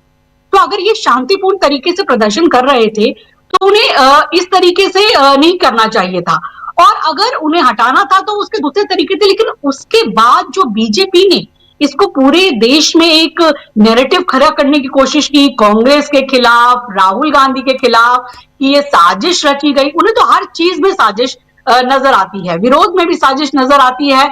वो तो जब किरण रिजिजू ये कह रहे हैं कि जो हमारे एलो हैं राहुल गांधी है वो देश के लिए सबसे बड़ा खतरा है, तो आप उनसे क्या और उम्मीद कर सकते हैं जब वो इस तरह के नैरेटिव कर रहे हैं। और ये आज से नहीं हो रहा, 2012-14 से देखिए, अगर इनकी कड़ियों को जोड़ना चाहे तो हम देखते हैं कि किस तरह से पूरा एक लोकतांत्रिक ढांचा और एक लोकतंत्र की सारी संस्थाओं को तोड़ने का काम किया है बीजेपी ने। ये बात शुरू होती है कैग से, विनोद राय से, चाहे वो अन्ना हजारे आंदोलन से, चाहे वो स्वामी रामदेव से, कि किस तरह से एक ईमानदार, शुचितापूर्ण और जो सही काम कर रही थी डॉक्टर मनमोहन सिंह की सरकार, उसके विरुद्ध एक इस तरह का षड्यंत्र वाला आंदोलन तैयार किया गया। और लेकिन तब भी लोकतांत्रिक मूल्य इतने सशक्त रखे थे कि ये आंदोलन हुए, भले ही इनके पीछे कुछ भी रहा हो, लेकिन इन्होंने सारे मूल्यों को तार तार किया है, ताक पर रखा है। इन्होंने गालीबाज नेताओं को जन्म दिया। इनके प्रवक्ता को देखिए, वो किस आक्रामकता से, किस बदतमीजी से, किस बेहयाई से आकर नेशनल टेलीविजन पे बात करते रहे, विपक्ष के नेताओं को गालियां देते रहे, जो सो बोलते रहे। सिर्फ टेलीविजन पे नहीं, इनके तो नेता आप देखिए कि संसद में खड़े होकर अल्पसंख्यक समुदाय के लिए क्या क्या शब्द इस्तेमाल करते हैं। वो जब रोए थे वहां पर एक बीएसपी के सांसद, तो सबने देखा था कि क्या उनको बोला गया था। और ये इनाम देते हैं ऐसे गालीबाज सांसदों को, अपने नेताओं को। तो एक पूरा कल्चर इन्होंने चेंज किया, पूरा एक आक्रामकता, एक गली के गुंडे वाला कल्चर इन्होंने राजनीति में लाया, जो कांग्रेस के कल्चर से बिल्कुल इतर था। और कांग्रेस को एक लंबे समय तक समझ नहीं आया कि इसका जवाब कैसे देना है, क्योंकि वो एक परंपरा नहीं रही थी कभी भी, एक लोकतंत्र की एक स्वस्थ परंपरा और इस तरह की। लेकिन जब बेहयाई की, एक आक्रामकता की जब हद हो जाती है, तो उसी की भाषा में जवाब देना शुरू कर देना चाहिए। और मुझे लग रहा है कि जिस तरीके से ये कांग्रेस के जो युवा जो दल है उन्होंने प्रदर्शन किया है, और जो कांग्रेस इनको मजबूती से सपोर्ट कर रही है, बहुत बढ़िया काम कर रही है।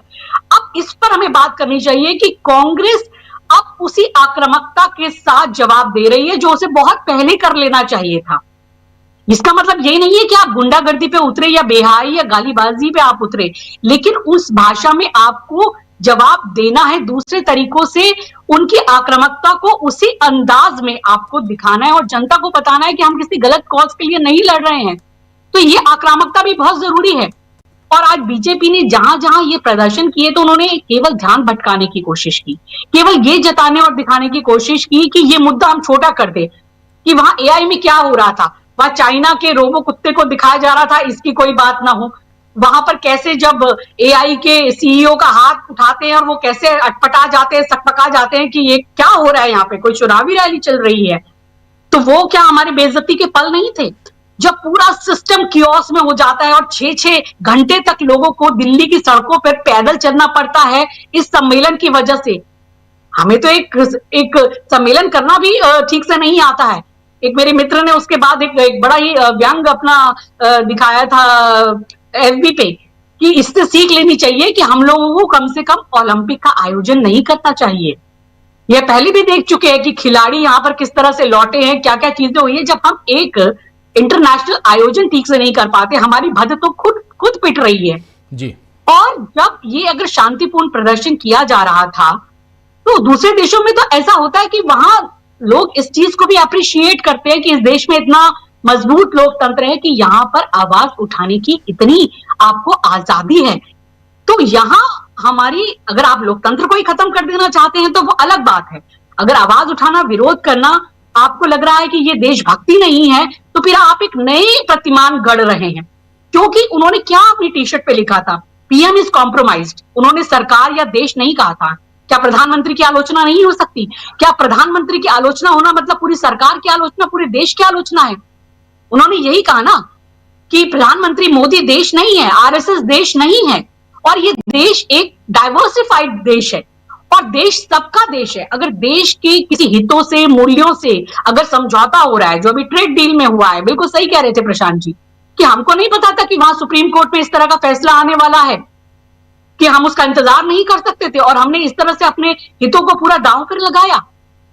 तो ये जो सारी चीजें हैं, बीजेपी ने इनको इस तरह गढ़ा कि अब इनकी भाषा में जवाब देना उनको जरूरी है। आज क्यों इनको जो है आरजेडी की जो प्रवक्ता हैं, चाहे वो प्रियंका हो या फिर जो दूसरी प्रवक्ता है, वो क्यों इनको चुभती हैं? क्योंकि अब वो इनको उनकी भाषा में जवाब देती है।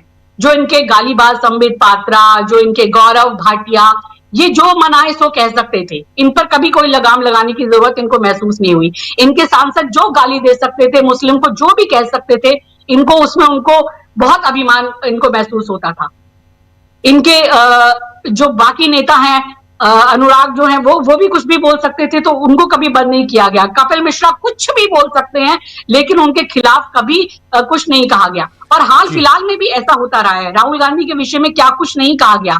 और उनको तो देखिए, बताइए कि जो ओम बिरला के साथ फोटो खिंचा रहा है, वो आदमी खुले आम आकर इस तरह की धमकी दे रहा है मारने की, लेकिन एक टीवी चैनल इसको नहीं दिखा रहा है। तो जिस तरह से पूरे मीडिया को आपने अपने कब्जे में किया, एक बेहुदा तरीके से आप एक आक्रामकता लाए और अब आप लोकतंत्र का गला घोटने की कोशिश कर रहे हैं। तो मैं कह रही हूं कि कांग्रेस अगर इसका जवाब इस तरीके से दे रही है, तो ये अब उनकी रणनीति सही है। इस रणनीति पर उनको बहुत पहले आ जाना चाहिए था। मैं तो कह रही हूं देर से आए लेकिन दुरुस्त आए, और ये आक्रामकता अब उनको भी बरकरार रखनी चाहिए, क्योंकि देश ये देख रहा है कि ये ऐसे ही उल जलूल मुद्दों में फंसाते हैं। जब बात ट्रेड डील की करनी है, जब बात किसानों के हित की करनी है, जब चीन हमारे पर क्या कर रहा है उसकी सुरक्षा की करनी है, तो ये वंदे मातरम गवाते हैं। उसके पर बात डिबेट करते हैं। डिबेट क्या होनी है, किताब से डरकर भाग जाते हैं। तो मुझे लगता है कि ये लोग अब समझ रहे हैं, और अब जो जवाब है वो संसद में भी नहीं मिलेंगे, चुनावों में भी नहीं मिलेंगे, क्योंकि सारी संस्थाएं तो आपकी मैनेज्ड हैं। तो आपको अब जनता के पास ही जाना है, अब वहीं से आंदोलन उठने हैं और आपको वहीं गैल्वेनाइज करना है। तो ये अगर समझ गए हैं कांग्रेस वाले लोग और राहुल गांधी, तो मुझे लगता है कि ये तो एक शुभ संकेत है। मैं तो इसको कुछ बुरा नहीं मान रही, और इसमें देश की बेइज्जती नहीं है। अगर आपका लोकतंत्र जिंदा है तो प्रोटेस्ट होने चाहिए, विरोध होने चाहिए, जब तक कि वो शांतिपूर्वक है। जी बिल्कुल बिल्कुल। अमलेंदु जी, कैसे देखते हैं आप यहाँ पर, क्यों बीजेपी इस एक छोटे से प्रोटेस्ट को इतना बड़ा बना रही है? इस प्रोटेस्ट को तो बीजेपी ने बड़ा बना दिया ना, नहीं तो किसी कोने में पड़ा 12 लोग हैं। बिल्कुल राजीव जी, दो बातें समझ में आती हैं। पहली तो ये कि मोदी जी के खिलाफ बीजेपी में षड्यंत्र बढ़ गए हैं, और जो लोग भी प्रेस कॉन्फ्रेंस कर रहे हैं इसको लेकर, और जो भी बयानबाजी कर रहे हैं या कांग्रेस के दफ्तरों प्रदर्शन कर रहे हैं, वो सब मोदी जी के खिलाफ एक बड़ा षड्यंत्र रच रहे हैं। अब राजीव जी, ये 11 लोग गए और जाकर इन्होंने सिर्फ नारे लगाए कि पीएम इज कम्प्रोमाइज्ड, नारे लगा के चले आते। ये थोड़ी देर के लिए फ्लैश होता टीवी की स्क्रीन पे, उसके बाद गायब हो जाता। लेकिन अब इसके बाद प्रेस कॉन्फ्रेंस हो रही हैं, बार बार ये विजुअल दिखाए जा रहे हैं, हम भी ये विजुअल दिखाने को मजबूर हैं। वो जो गोदी मीडिया कहा जाता है वो भी ये विजुअल दिखा रहा है। जब किरण रिजिजू की प्रेस कॉन्फ्रेंस दिखाएगा 5 मिनट 42 सेकंड की, तो ये भी दिखाना पड़ेगा ना कि किरण रिजिजू प्रेस कॉन्फ्रेंस इस पे कर रहे हैं, तो इस पे कर रहे हैं, किस बात पे कर रहे हैं। टी शर्ट्स में क्या लिखा हुआ है, साफ साफ दिखाई पड़ रहा है कि पीएम इज कम्प्रोमाइज। तो राजीव जी, मुझे लगता है कि मोदी जी के खिलाफ बीजेपी के अंदर षड्यंत्र बहुत ज्यादा हो रहे हैं। मोदी जी को बहुत समझ जाना चाहिए और इन षड्यंत्रकारियों से मोदी जी को निपटना चाहिए, जो मोदी जी को बदनाम करने पर तुले हुए इस तरीके से। बताइए, 11 आदमी कह रहे थे पीएम मोदी इज कम्प्रोमाइज, ठीक है, 11 कह के और वहां से निकल जाते।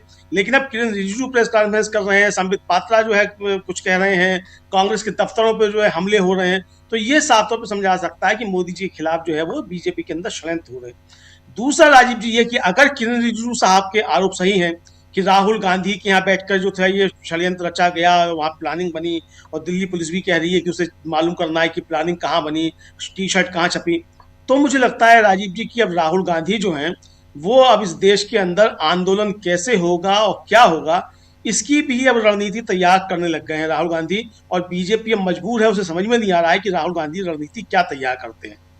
दिल्ली पुलिस की जो एफआईआर बताती है और जो दलीलें हैं उसकी, वो इसी की तरफ संकेत करती हैं। किरण रिजिजू की प्रेस कॉन्फ्रेंस भी यही संकेत देती है कि राहुल गांधी बहुत बढ़िया रणनीति बनाने लगे हैं विपक्ष की। और बताइए, 11 लोगों के दम पे राहुल गांधी जो है, मतलब 2 दिन से तो कांग्रेस छाई हुई है। कल जो है, कल पूरे दिन भर ये चलता रहा। आज चूंकि जो है सब जगह दफ्तरों पे हमले हो रहे हैं कांग्रेस के, तो वैसे अब चर्चा में है। तो यानी जो काम करना चाहिए था वो 11 लोगों के जरिए वो कांग्रेस ने बखूबी कर लिया। अब राजीव जी एक बड़ा प्रदर्शन आयोजित किया जाता, पुलिस की लाठी चलती, जगह जगह से कार्यकर्ताओं को लाना पड़ता, उस पर खर्चा होता। 11 लोगों से वो काम करा लिया जो 11 लाख की जो भीड़ थी वो नहीं कर पाती। तो ये तो बहुत अच्छी स्ट्रेटजी है। मुझे लगता है कि अब बीजेपी अब कुछ भी आरोप लगाती है, कुछ करती है, लेकिन राहुल गांधी ने अपना काम कर लिया, जैसा कि बीजेपी का आरोप है कि राहुल गांधी ने इसकी जो था वो साजिश रची थी, बीजेपी के शब्दों में साजिश रची थी। तो राहुल गांधी ने अपना काम कर लिया। लेकिन राजीव जी इसके साथ साथ ये भी है कि पूरी दुनिया में अब मोदी जी की बदनामी बहुत ज्यादा हो रही है, और अब समझ जाना चाहिए भारतीय जनता पार्टी को कि आप देश की अंदरूनी पॉलिटिक्स में आप कुछ भी करते रहिए, लेकिन इस तरीके की चीजें अगर आएंगी तो बदनामी कुछ ज्यादा ही होगी। अभी कह रही थी अंशु जी की ग्रेटा थनबर्ग जो है वो यूएन के बाहर प्रदर्शन करती है, एफआईआर दर्ज नहीं होती है, लेकिन ग्रेटा थनबर्ग पे भारत में एफआईआर दर्ज हो जाती है।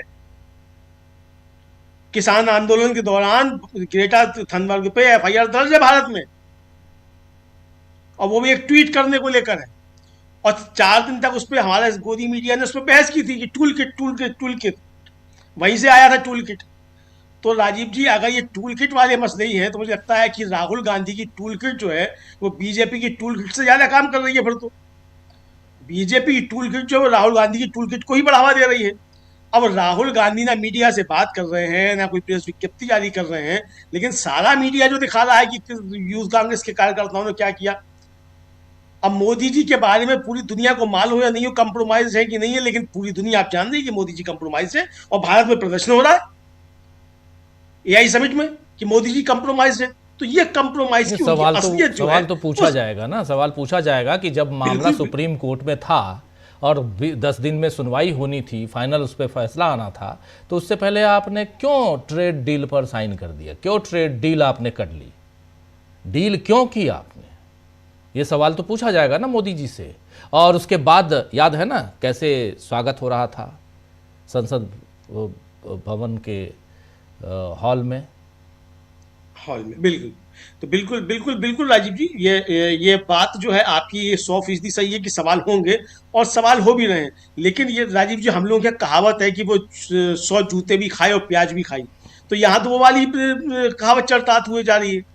यानी आपने ट्रंप से हामी भी भर दी कि आप समझौता कर मतलब ट्रेड डील कर रहे हैं, और ट्रेड डील कब हो गई, किसने दस्तखत किया, ये अभी तक नहीं मालूम। लेकिन ट्रंप जो बता रहे हैं वो सारी दुनिया को मालूम पड़ रहा है कि ये जो है ट्रंप ने कोई डील की घोषणा की है, और मोदी जी ने उसमें हामी भर दी और अपना उन्होंने माला भी पहन ली है। अब माला पहनने की इतनी जल्दी थी भाई, थोड़े दिन रुक ही जाते, 10 दिन और रुक जाते, 10 दिन रुक कर ही माला पहन लेते। नहीं फिर तो लेकिन राजीव जी मसला फिर नहीं पहन पाते। नहीं माला पहन सकते थे। माला में कुछ नहीं, मोदी जी कहीं भी माला पहन सकते हैं राजीव जी। मोदी जी तो माला में 300 लाशें पड़ी होती हैं उड़ीसा में जहां होती है, वहां भी जाके माला पहन लेते हैं। तो मोदी जी तो माला कहीं भी पहन सकते हैं। तो मोदी जी तो माला उत्सव जीवी है ना, तो उत्सव कहीं भी मना सकते थे, वो कहीं भी मना सकते थे। लेकिन ये उत्सव जीविता में प्रधानमंत्री ने जो अपनी जगहसाई करवाई है, अरे वो फाइलें आ गई थी, अगर कुछ आ भी गई थी तो कहते भाई ट्रंप तुझे जो करना वो कर ले, हम इन फाइलों से नहीं डरते, हम अपने देश के हितों के साथ समझौता नहीं करेंगे। तो राजीव जी मोदी जी का स्थान जो था वो हम लोगों के दिल में भी बढ़ जाता। हम लोग भी कहते भाई बहुत अच्छा प्रधानमंत्री मिला है, 56 इंच की छाती वाला है, एक अकेला सब पर भारी है। ट्रंप को इसने जवाब दे दिया कि जाओ कुछ भी फाइलें तुम निकालते रहो, हम तुम्हारे आगे झुकने वाले नहीं।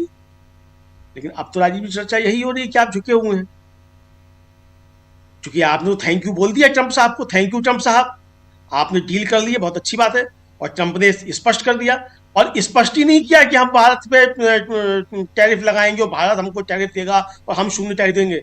ये भी कहा उसने कि प्रधानमंत्री मोदी अमेरिका को लूट रहे थे, ये शब्द है ट्रंप के। आपकी दोस्ती कितनी अच्छी है वो ट्रंप बता रहा है कि आप जो थे, मतलब ट्रंप आपका दोस्त जो है, my dear friend Donald Trump, वो कह रहा है कि नरेंद्र मोदी अमेरिका को लूट रहे थे। राजीव जी ऐसे शब्दों का इस्तेमाल तो राहुल गांधी ने भी नहीं किया मोदी जी के लिए। व्हाइट हाउस पे आके धरना देंगे अब किरण रिजिजू साहब, अमेरिकी दूतावास के आगे धरना देंगे संबित पात्रा, ट्रंप के पुतले जलाएंगे क्या? है हिम्मत तो जलाओ, बिल्कुल जलाओ। राहुल गांधी के खिलाफ अगर आप मोर्चा निकाल सकते हैं, 11 लोग अगर पहुंच गए मोदी कंप्रोमाइज की टी शर्ट लेकर, तो आप जगह जगह हमले कर सकते हैं। तो भाई अमेरिकी दूतावास पाकिस्तान में थोड़ी है, पाकिस्तान में तो पाकिस्तान का है, यहाँ है, वहां जाके करो प्रदर्शन कि ट्रंप तेरी कब्र खोदेगी, लगाओ नारे जाकर कि ट्रंप तेरी कब्र खुदेगी, जैसे लगा रहे थे राहुल तेरी कब्र खुदेगी, लगाओ जाकर किनारे, हिम्मत है तो, 56 इंच की छाती वाले हो तो। लेकिन आपका जोर जो है वो यही चलता है, क्योंकि अभी आप सरकार में हैं। जी राजीव जी बिल्कुल, सत्ता पक्ष है, सत्ता पक्ष लेकिन परेशान क्यों है, ये एक बड़ा सवाल है। इस सवाल का जवाब ढूंढने की कोशिश हम कर रहे हैं, इसलिए क्योंकि अगर 10-12 लोग जाते हैं, 11 लोग जाते हैं, वो भी यूथ कांग्रेस के कार्यकर्ता नेता जाते हैं और प्रदर्शन करते हैं, वहाँ टी शर्ट उतारते हैं और आगे बढ़ते हैं। जो तस्वीरें आप लोग देख रहे हैं, हालांकि इसके बाद जो कुछ हुआ इसको हम भी नहीं दिखा सकते, क्योंकि मार पिटाई हुई इन लोगों के साथ में, काफ़ी इनकी पिटाई हुई है पीछे से वहाँ के कुछ लोगों ने। और इसी तस्वीर में आप छोटा सा उसका हिस्सा कई बार एक झलकी आप लोगों तक पहुंच भी रही होगी, अगर ध्यान से देखे होंगे आप तो। दिल्ली पुलिस वहीं पर थी, लेकिन आज दिल्ली पुलिस ने 5 दिन की रिमांड मांगी और 5 दिन की रिमांड दे दी गई और कहा गया कि जैसे नेपाल में जेनजी आंदोलन हुआ, सत्ता परिवर्तन करवाया गया, इन लोगों की साजिश भी वही थी और इस साजिश का पर्दाफाश होना चाहिए। इसके पीछे कौन कौन लोग हैं, टी शर्ट कहाँ से प्रिंट करवाई और कैसे आए, वो सारी चीज़ें, सारी जानकारी के लिए 5 दिन का समय चाहिए और इसलिए इनको 5 दिन की रिमांड चाहिए थी। 5 दिन की रिमांड दे दी गई। लेकिन दूसरी तरफ इनके जो वकील थे, यानी यूथ कांग्रेस के जो 4 नेता जो गिरफ्तार हुए हैं, इनके जो वकील थे, उन्होंने कहा कि अगर विरोध प्रदर्शन के नाम पर और जो विरोध प्रदर्शन करे उसके खिलाफ FIR कर उसको अगर ऐसे ही जेल में डाला जाएगा तो फिर संसद में भी विरोध प्रदर्शन होता है, कल को आप सांसदों के साथ भी ऐसा ही करेंगे। ये एक सही परिपाटी नहीं है, एक सही चलन नहीं होगा। लेकिन इसके पीछे की सियासत, पीछे का डर, सियासत को भी किनारे कर देते हैं। डॉक्टर राकेश पाठक जी, डॉक्टर साहब जरा आपसे समझना चाहता हूं, ये आखिर डर क्या है? इसको मैं डर ही मान रहा हूं, और ये डर क्या है, क्या किस चीज का? सत्ता खोने का डर या कुछ और डर? प्राथमिक डर तो सत्ता खोने का ही है, क्योंकि हम और आपने और इस देश ने देखा है डॉक्टर मनमोहन सिंह की सरकार के समय जिस तरह के आंदोलन दिल्ली में होते थे, अन्ना हजारे का आंदोलन हो, बाबा रामदेव का, क्षमा कीजिए लाला रामदेव का, अरविंद केजरीवाल का, इन सारे आंदोलनों के बाद सत्ता परिवर्तन हुआ है। हम और आप में से किसी ने कभी उन आंदोलनों के पीछे किसी तरह की साजिश नहीं देखी। लोकतांत्रिक राष्ट्र राज्य में सत्ता के खिलाफ प्रदर्शन करना, आंदोलन करना सबका अधिकार है। हम आज भी नहीं कहते कि अगर वो सत्ता परिवर्तन के लिए साजिश भी थी तो वो एक राजनीतिक उपक्रम था, उसके जरिए सत्ता परिवर्तन हो गया। लेकिन तब की सरकार ने न तो इस तरह का व्यवहार प्रदर्शनकारियों के खिलाफ किया, न किसी को देशद्रोही कहा, न उसमें इस तरह की साजिशें ढूंढने की कोशिश की कि उन प्रदर्शनकारियों को पकड़कर उनसे पूछा जाता कि किसके घर पर, किसके बंगले में बैठ के साजिश रची गई है। जी। अब जो कुछ हो रहा है उसके पीछे यही डर है कि अगर सचमुच में एक बार फिर जनता ने हमारी हकीकत समझ ली, उस आंदोलन में तो जो आरोप लगे थे वे सब अदालतों में खारिज हो गए।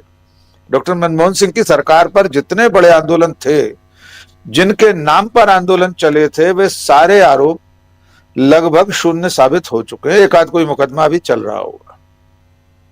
लेकिन जो अंतर आया है, जो मैंने शुरू में संक्षेप में संकेत किया था कि आंदोलनों से निपटने के लिए अब सरकार क्या तैयारी कर रही है, उसको थोड़ा सा और विस्तार से बता देते हैं। यद्यपि उस वक्त भी डीवी लाइव पर एक विशेष वीडियो मैंने बनाया था। जुलाई 2025 में इंटेलिजेंस ब्यूरो ने एक सम्मेलन आयोजित किया था जिसमें गृह मंत्री अमित शाह मौजूद थे। उसमें गृह मंत्री अमित शाह ने कहा कि 1974 से लेकर अब तक हुए सारे जन आंदोलनों का खुलासा किया जाए, उन पर शोध किया जाए कि आंदोलन का क्या उद्देश्य था, उनके पीछे कौन लोग थे, किस तरह आंदोलन चला था, किसने फंडिंग की थी 1974 से लेकर अब तक के। और इसकी जिम्मेदारी गृह मंत्री ने, पुलिस का एक विभाग है bureau of police research and development, उसे जिम्मेदारी दी है। इसके साथ साथ इस रिसर्च के लिए ये पूरी शोध होगी 1974 से लेकर अभी तक की। इस काम में ईडी को लगाया गया है, इसके अलावा सीबीडीटी को लगाया गया है, फाइनेंशियल इंटेलिजेंस यूनिट को लगाया गया है। तो आप अंदाजा लगा सकते हैं ये सारी इकाइयां, पुलिस की रिसर्च एंड डेवलपमेंट इकाई और ईडी, फाइनेंशियल इंटेलिजेंस, सीबीडीटी, ये सब मिलकर ये पता लगाएंगे कि तो 1974 से लेकर अब तक जो आंदोलन चले थे, उन आंदोलनकारियों का नेता कौन था, उनके खाता नंबर क्या थे, उनमें पैसा कहां से आता था। इसके बाद गृह मंत्रालय एक मानक आंदोलन प्रक्रिया तय करेगा, जिसे एसओपी कहा जाएगा। बाकायदा उसके लिए एक सर्कुलर निकाला जाएगा भारत सरकार की तरफ से। उसमें लिखा होगा कि छात्र हो, मजदूर हो, राजनीतिक दल हो, कोई भी संगठन, समूह, व्यक्ति आंदोलन किस तरह चलाएगा, इसके दिशा निर्देश इस एसओपी के जरिए देश को बताए जाएंगे। तो आने वाले दिनों में हमारे देश की दशा भी कोरिया या चीन जैसी होने वाली है। बस इतनी कमी रह गई है कि आंदोलनों पर अभी थियाननमेन चौक की तरह टैंक नहीं चले हैं। कोई भरोसा नहीं, कल को इसकी भी नौबत आ जाए। देश के सम्मान पर लौटे, एक दो बातें और जोड़ना चाहता हूं कि देश का अपमान तब होता है जब भारत जैसे संप्रभु राष्ट्र के प्रधानमंत्री के बारे में अमेरिका का राष्ट्रपति हवा में उड़ते हुए एयरफोर्स 1 में खड़े होकर कहता है कि मैं मोदी से खुश नहीं हूं, मोदी जानते हैं मैं खुश नहीं हूं और मुझे खुश करना जरूरी है। तब देश का अपमान होता है। देश का अपमान तब होता है जब हमारे प्रधानमंत्री के लिए डोनाल्ड ट्रंप कहता है कि मैं चाहूं तो नरेंद्र मोदी का करियर बर्बाद कर सकता हूं, तबाह कर सकता हूं, लेकिन मैं ऐसा नहीं करूंगा। और जब इस तरह के बयानों पर सरकार और प्रधानमंत्री गुड़ खाए बैठे रहते हैं, तब देश का अपमान होता है। एक संपूर्ण प्रभुत्व संपन्न लोकतंत्रात्मक गणराज्य के मुखिया का इससे ज्यादा अपमान क्या हो सकता है कि उसे अमेरिका के राष्ट्रपति को खुश करना है। उसका करियर तबाह कर सकता है अमेरिका का राष्ट्रपति। तब सड़कों पर नहीं उतरता संघ परिवार और भारतीय जनता पार्टी। तब किरण रिजिजू का जमीर नहीं जागता। तब वो प्रेस कॉन्फ्रेंस करने नहीं आते, पीयूष गोयल कहने नहीं आते कि हमारे प्रधानमंत्री का करियर दुनिया का कोई शहंशाह बर्बाद नहीं कर सकता। हमारे प्रधानमंत्री की कोई मजबूरी नहीं है कि वे डोनाल्ड ट्रंप को खुश करें। ये सब सुनकर जब सरकार चुप रह जाती है, तब देश का अपमान होता है। इन 12 लोगों के शांतिपूर्ण प्रदर्शन से देश के सम्मान को कोई ठेस नहीं पहुंचती। इसलिए मैं फिर एक बार दोहरा दूं कि ये सारा नरेटिव गढ़ने की कोशिशें हैं, अब उस तरह कामयाब नहीं हो रही हैं। अंतिम बात, बार बार हम लोग उस नारे की बात कर रहे हैं कि पीएम कंप्रोमाइज्ड है। हिंदी भारत में देसी लोगों के बीच तक ये नारा बहुत आसानी से नहीं पहुंचता।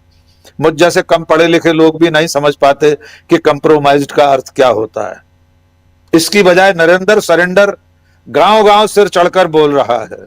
तो मैं कांग्रेस की इस आंदोलन में जो रणनीतिक चूक है वो ये भी मानता हूं कि उसे और साधारण आम फहम नारे गढ़ने चाहिए। इस तरह के आंदोलनों में एक नई बात जरूर हुई है कि कांग्रेस अब बैकफुट पर नहीं आती। कल से अब तक हमने नहीं देखा कि कांग्रेस के किसी नेता या प्रवक्ता ने यह कहा हो कि हाँ ऐसा आंदोलन नहीं होना चाहिए था, विदेशी मेहमानों के सामने नहीं जाना चाहिए था। ये जो स्टैंड है पार्टी का, ये जो हौसला है, एक प्रमुख विपक्षी दल को ऐसा ही होना चाहिए। भारतीय जनता पार्टी जब मनमोहन सिंह के 10 साल के शासन में इस तरह के आंदोलन करती थी तो वो ये नहीं सोचती थी कि लोग क्या कहेंगे, 4 लोग क्या कहेंगे, देश का सम्मान रसातल में चला जाएगा, नहीं सोचती थी और वो ठीक करती थी। सत्ता के प्रतिपक्ष में रहने वाले पत्रकार, आम जनता और विपक्षी दलों को ये लिहाज करने की जरूरत नहीं है कि वे एक जनता के मुद्दों को उठाते समय इस गमचे में बैठे रहे कि लोग क्या कहेंगे। लोग तो यहां कुछ भी कहते हैं, लेकिन देश के लिए और जनता के सवालों के लिए इस तरह के लोकतांत्रिक आंदोलनों की जरूरत है। और कांग्रेस ठीक कर रही है कि वो अब बैकफुट पर नहीं जाती। वो उस गिल्ट से बाहर निकल रही है कि हम करेंगे तो कुछ लोग गलत न समझ बैठे। समझने दीजिए गोदी मीडिया को, उन्हें क्या फर्क पड़ता है। बड़े बड़े चैनल वाले जो हर चीज को मास्टर स्ट्रोक बताते हैं, उन्होंने तो कोई डिबेट नहीं की कि ट्रंप ने कैसे कह दिया हमारे प्रधानमंत्री का करियर बर्बाद कर देंगे। तो मैं समझता हूं अब देश को धीरे धीरे अभ्यस्त होना पड़ेगा नरेंद्र मोदी और सरकार को भी समझना पड़ेगा कि अब जनता सवाल करेगी और वो किसी भी तरह से कर सकती है। जी राजीव जी, लेकिन मुकेश जी, जनता सवाल करेगी और किसी भी ढंग से कर सकती है, ये तो सब जानते हैं, हमारे संविधान भी यही कहता है। लेकिन जो रोकने की प्रक्रिया है, जो रोकने का जो तरीका है, और अब उसके लिए नियम कायदे तैयार किए जा रहे हैं, तो क्या ये हम मान के चलें कि फिर अब आने वाले समय में हम लोग ये भी ऐसी तस्वीरें नहीं देखेंगे? लोकतंत्र के लिए बहुत ही सुखद है। मैं एक बात और कहता हूं, चलिए थोड़ी देर के लिए एज्यूम करते हैं, इस डिबेट को एक दूसरा डायमेंशन देने की कोशिश करते हैं कि सरकार की ओर से अदालत में कहा गया कि साहब 5 दिन की हमको रिमांड चाहिए। क्या क्या पता लगाने के लिए चाहिए? साजिश किसने की और टी शर्ट कहां छपी, यही चीजें उन्हें पता लगानी है। अच्छा चलो ठीक है भाई, तुमको रिमांड मिल गई, मिलनी ही थी। तुम्ही जो है वो मुंसिफ हो, तुम्ही आरोपी हो, सब कुछ तुम्ही हो। बहरहाल अब आप मानिए कि अगर हम ये मान लेते हैं ये कांग्रेस के कार्यकर्ता हैं, बाकायदा ब्लैक एंड व्हाइट में, बीजेपी की तरह फ्रिंज एलिमेंट नहीं है, उन्हें मालूम है कि हम ये प्रदर्शन करेंगे, पुलिस हमें वहां पकड़ेगी, लाठी चलेगी, कि हमको गिरफ्तार किया जाएगा, हमारे खिलाफ मुकदमे होंगे, हमारे खिलाफ उल्टे सीधे 10 तरह की चीजें और होंगी। कोई हमारी मदद के लिए सिवाय हमारी पार्टी के और कोई हमारे सामने डेमोक्रेटिक इंस्टीट्यूशन खड़ा नहीं होगा, और वो सब कुछ हमारे सामने होता हुआ दिख रहा है। अब इससे अगली चीज देखिए, बहुत आसान है ये साबित कर देना कि कांग्रेस एक कार्यकर्ता है, कांग्रेस का मुखिया, कांग्रेस का बड़ा नेता, सब कुछ वो साजिश में शामिल है। तो भैया ये साजिश तो हर कदम कदम पे हुई है। कहां बाबरी मस्जिद से शुरू करें या गांधी की हत्या से शुरू करें, क्या वो बगैर साजिश के हुई थी? ऐसा तो नहीं हो सकता। क्या क्या क्या रामलीला मैदान पे कोई प्रदर्शन होता है बगैर किसी साजिश के, बगैर किसी तैयारी के होती है, किसी रणनीति के होती है? कोई भी राजनीतिक दल, कोई भी संगठन जो ब्लैक एंड व्हाइट पे, हाँ तुम्हारे पास है ऐसे फ्रिंज एलिमेंट, ये बजरंग दल, तो ये फलाना सेना, तो ये ठिकाना सेना, तो ये फलाना करनी दल, और ये दल वो दल, ये सब तुम्हारे पास है, ये तुम्हारे तरह तरह के मुखौटे हैं। कांग्रेस यहां ब्लैक एंड व्हाइट में सामने आकर के प्रदर्शन कर रही है, 10 हो, 20 हो, 50 हो, 100 हो, लेकिन जो कर रही है ब्लैक एंड व्हाइट में कर रही है। और बहुत आसान है ये कहना, आप आराम से उठाइए राहुल गांधी, कहिए हाँ तुम साजिश में शामिल हो, कह दीजिए देश तोड़ने की साजिश में शामिल हो, डालिए जेल में, बिल्कुल वैसे जैसे मैंने पहली बार कहा था वांगचुक के, सोनम वांगचुक की तरह आप उनको भी जेल में डाल दीजिए। उसके बाद जब मुकदमे का फैसला होगा 5 साल, 10 साल, 20 साल, 30 साल में जब होगा तब होगा, राहुल गांधी बाइज्जत बरी हो जाएंगे। कौन रोक रहा है आपको? कौन सी ताकत आपको रोक रही है? आपको उठा के जेल में तो डालना है, कौन सा अपराध साबित करना भाई, कर दीजिए। एक तरफ तो ये स्थिति है, दूसरी तरफ स्थिति है कि क्या आप डेमोक्रेटिक वैल्यूज में उसमें छिपी हुई बात देखना चाहते हैं, उसको पढ़ना चाहते हैं कि आखिरकार इस देश के लोग इस देश के प्रधानमंत्री को के साथ जो है वो सरेंडर शब्द का इस्तेमाल कैसे कर रहे हैं, क्यों कर रहे हैं? क्या कोई ऐसा आत्ममंथन, आत्मचिंतन है आपके अंदर कि कहां चला गया वो सरेंडर, क्यों आया ये शब्द? जी, ट्रंप कितनी बार कह चुके हैं कि हमने साहब आपकी जो है वो युद्ध रुकवाया, आपकी तरफ से एक बार जवाब नहीं आया कि नहीं साहब आपने नहीं रुकवाया, हमने अपनी मर्जी से रोक दिया था। आप गलत बयानी कर रहे हैं, समझने वाले समझ रहे हैं, लेकिन फिर भी आपकी हिम्मत नहीं हो रही बोलने की। तो ये सरेंडर नहीं तो क्या है भाई? 12 साल में आप बता दीजिए कि कौन से ऐसे मौके रहे हैं, कौन से ऐसे लम्हे रहे हैं जहां पर कि बीजेपी ने उस तरह की चीज की हो जिससे लगे नहीं भाई बड़ा चिंतन मनन करके ये काम करते हैं। कहां भाई? हाउडी मोदी का जब दिल्ली प्रदर्शन आप कर रहे थे, क्या वहां चिंतन मनन था? सिवाय नैरेटिव बनाने के, सिवाय ऑप्टिक्स क्रिएट करने के। जिस समय आप नोटबंदी कर रहे थे क्या था? जिस समय आप जो है वो कोरोना पे लॉकडाउन कर रहे थे उस समय क्या था? कोई ऐसा काम है जो आप चिंतन मनन करके कहा कि नहीं साहब हमारे खिलाफ इस तरह के आरोप लग रहे हैं यार, सरेंडर बहुत गंभीर बात होती है। कोई भी इस देश का जिम्मेदार व्यक्ति अपने प्रधानमंत्री के लिए ऐसे शब्द क्यों इस्तेमाल करना चाहेगा अगर जब तक उसके पास इस बात के पुख्ता आधार नहीं, और वो बात 12 साल बाद कही जा रही है। सरेंडर शब्द का इस्तेमाल अभी इधर हाल के दिनों में गरमाया है। क्यों? क्योंकि आपने इतनी सारी जो है अपनी नजीरें पेश कर दी। कैसे नहीं करेगा आदमी? क्या नहीं? आखिरकार किस चीज का विरोध करेगा भाई? कैसे विरोध करेगा? संसद में आप उसको बोलने नहीं देंगे, देश की एकता पे सेना अध्यक्ष ने कुछ लिखा उस पर नहीं बोल सकते। अभी आप बताइए ना, क्या हम कहें कि साहब वो जो उत्तराखंड में दीपक वाला जो मामला हुआ था, मोहम्मद दीपक वाला, वो जिसने बचाने की कोशिश की थी, अब हम कहें कि बताइए साजिश कौन किसने की थी, उसके यहां जाने की ढूंढने की कोशिश की क्या पुलिस ने? ऐसी कोई वारदात नहीं जिसकी कहीं साजिश नहीं होती, सबकी होती है। तो क्या वाकई में आप हमारी इन्वेस्टिगेटिंग एजेंसी है, हमारी जो लॉ इन्फोर्समेंट एजेंसी है, जो हमारा जुडिशियल सिस्टम है, वो इस बात की तह में जाना चाहता है? मैं कहता हूं हाँ साहब, राहुल गांधी के जानकारी में हुई है। कैसे नहीं हुई जानकारी में? बिल्कुल हुई है जानकारी में।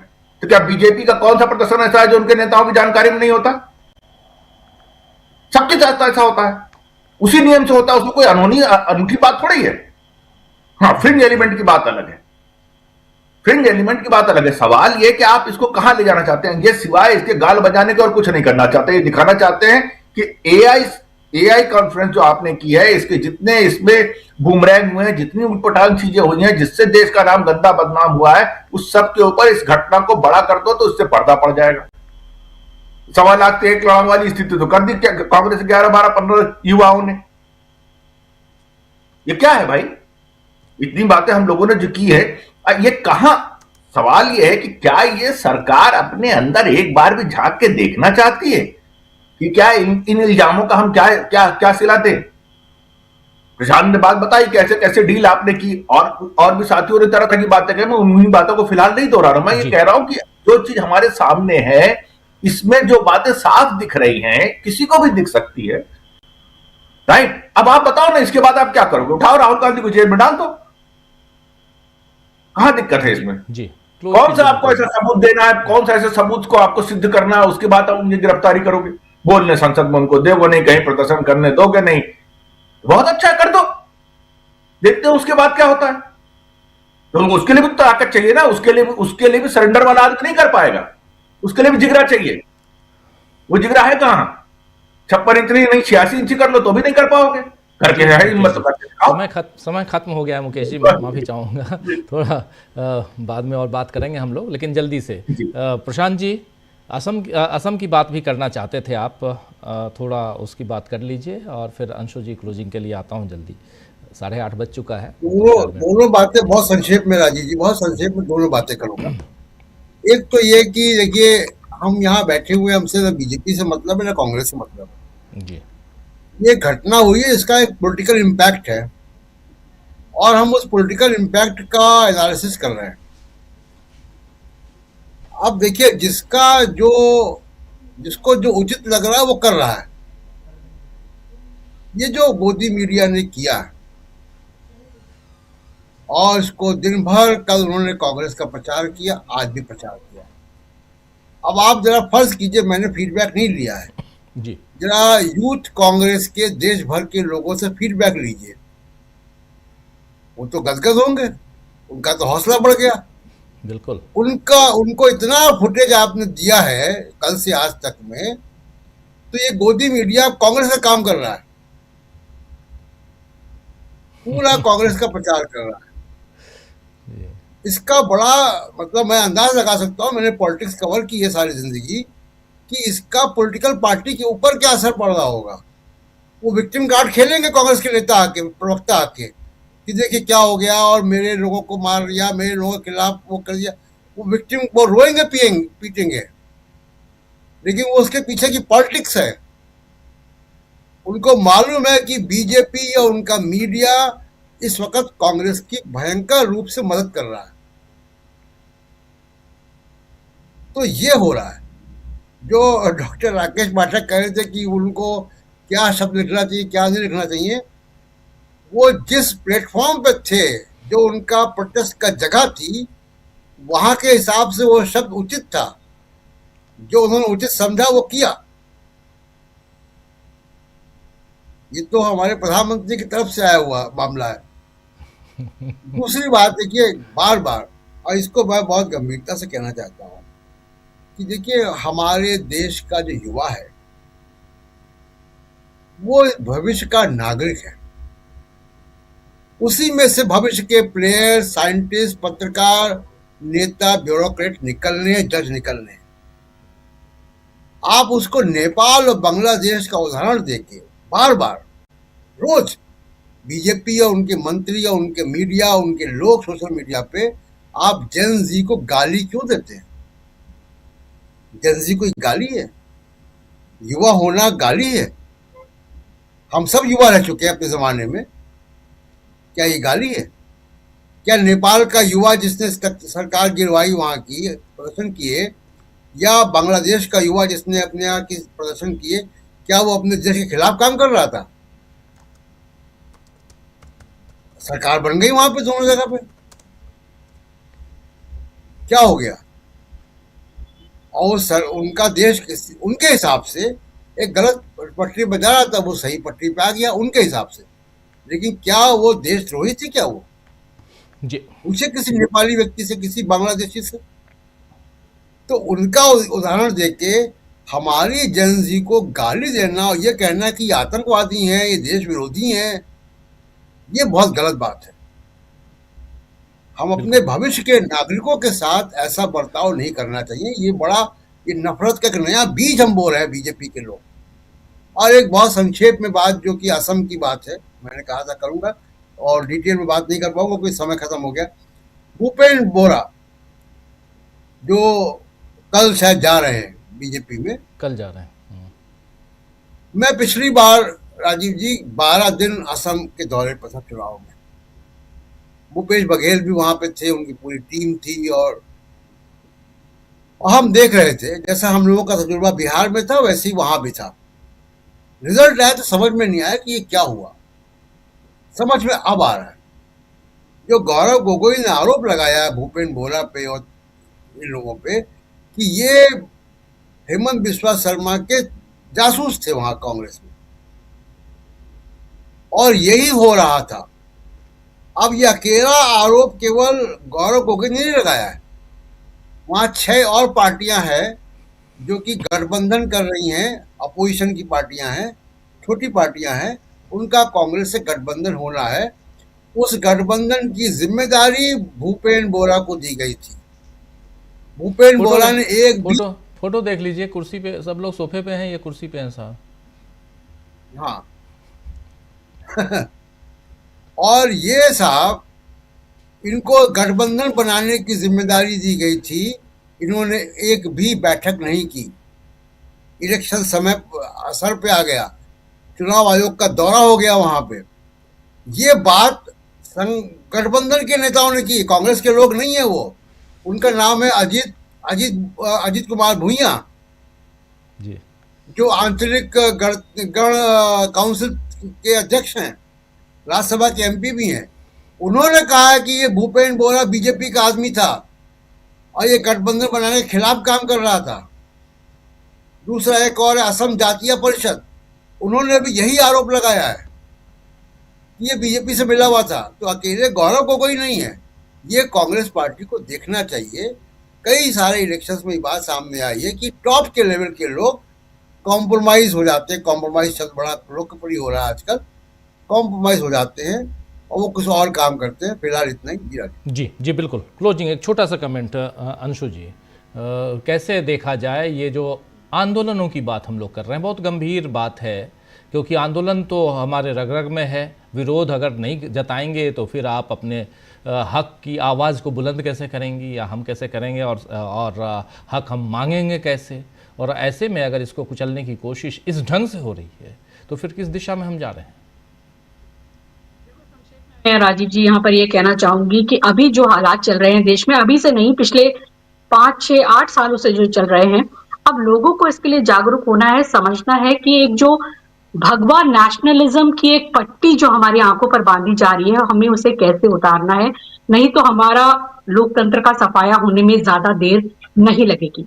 इन्हें केवल कुछ उदाहरणों से मैं समझाने की कोशिश करूंगी कि संस्थाएं कैसे काम करती हैं लोकतंत्र को बचाने के लिए।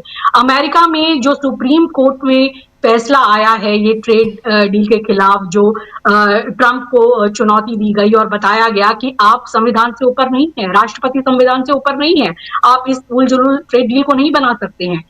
और उसमें सबसे एक मैं कहूंगी कि एक सुखद आश्चर्य ये भी है कि जब हमारे देश में शिक्षा का गलगोटियाकरण हो रहा है, तो ऐसे में हमारी देश की एक मेधा वहां जो रिप्रेजेंट कर रहे थे कंपनियों के केस को, नील कटियाल, तो वो भारतीय मूल के हैं और उन्होंने ट्रंप को झुका दिया एक तरीके से और बता दिया कि आप संविधान से ऊपर नहीं हैं। तो वहां क्या हो रहा है, आप लोकतंत्र को ऐसे समझिए कि वहां अदालतें सत्ता को सीमित करती हैं। और हमारे देश में क्या हो रहा है, सत्ता संस्थानों को सीमित कर रही है। ये बहुत बहुत मुश्किल दौर से हम गुजर रहे हैं। हमें अपनी संस्थाओं को बचाना है, हमें अपनी संवैधानिक ये सारे स्तंभों को बचाना है और ये जनता को सोचना है कि वो पट्टी उनको अपनी आंखों से उतार देनी है। कितना सेलेक्टिव होके काम करती है हमारी सरकार। सही कह रहे थे बिल्कुल मुकेश जी, आप इसको इस तरह से समझिए। मैं अभी अदालतों के उदाहरण से ही माध्यम से समझाऊंगी कि अभी जो कुछ समय पहले की जब ये केस आया कि एक मुख्यमंत्री जो संविधान की शपथ लेता है, जो शपथ लेता है जिसके ऊपर ये दायित्व है कि उसे अपने प्रदेश की सभी जनता को समान दृष्टि से देखना है, वो इतना बड़ा सांप्रदायिक अगर कहा जाए एक पिक्चर पेश करता है, अल्पसंख्यकों की तरफ गोली तानता है, कहता है मुस्लिम रिक्शा वाले को तुम 5 रुपए देना है तो 4 रुपए दो, उन्हें सताओ इतना कि वो चले जाएं। और अब जब कोर्ट में ये मामला जाता है तो सुप्रीम कोर्ट उस पर संज्ञान नहीं लेती है, कहते हैं आप जाइए पहले हाई कोर्ट जाइए। और ये जब यूजीसी गाइडलाइंस का आंदोलन होता है, समन जब सड़कों पर आते हैं और जो कुछ भी कहते हैं, नारेबाजी लगाते हैं, प्रधानमंत्री के पुतले जलाते हैं, मोदी तेरी कब्र खुदेगी, ना एक गिरफ्तारी होती है, ना कहीं पर कोई परेशानी आती है सरकार को, और उनकी इतनी जल्दी सुनवाई भी हो जाती है और उसको ठंडे बस्ते पे भी डाल दिया जाता है। तो बस ये जनता समझनी चाहिए इन प्रकरणों से केवल कि हमारी संस्थाएं कैसे सेलेक्टिव होकर काम कर रही हैं, किस तरह से जो सत्ता का जो एक अधिनायकवाद है वो पूरी तरह से इन संस्थाओं के माध्यम से अब झलक रहा है। अब ये अंतिम दौर आ गया है। जो आपने आंदोलन की बात की, अब जनता को समझना है। आप किसी विरोधी विपक्षी दल किसी उन पे भी आप ज्यादा भरोसा मत कीजिए, मैं तो कह रही हूं। अपने आंखों की पट्टी हटाइए। जो एक भगवा नेशनलिज्म आपके आंखों पर बांध दिया गया है, जो एक झूठा राष्ट्रवाद गढ़ दिया गया है, उससे आप बाहर आकर के सोचिए कि हम देश को कहां ले जा रहे हैं और इन बारीक चीजों को समझिए, अपने देश के लोकतंत्र को बचाइए। यही अंत में कहना चाहती हूँ। बिल्कुल बिल्कुल, बहुत शुक्रिया अंशु जी, बहुत बहुत शुक्रिया डॉक्टर आकाश पाठक जी, प्रशांत जी।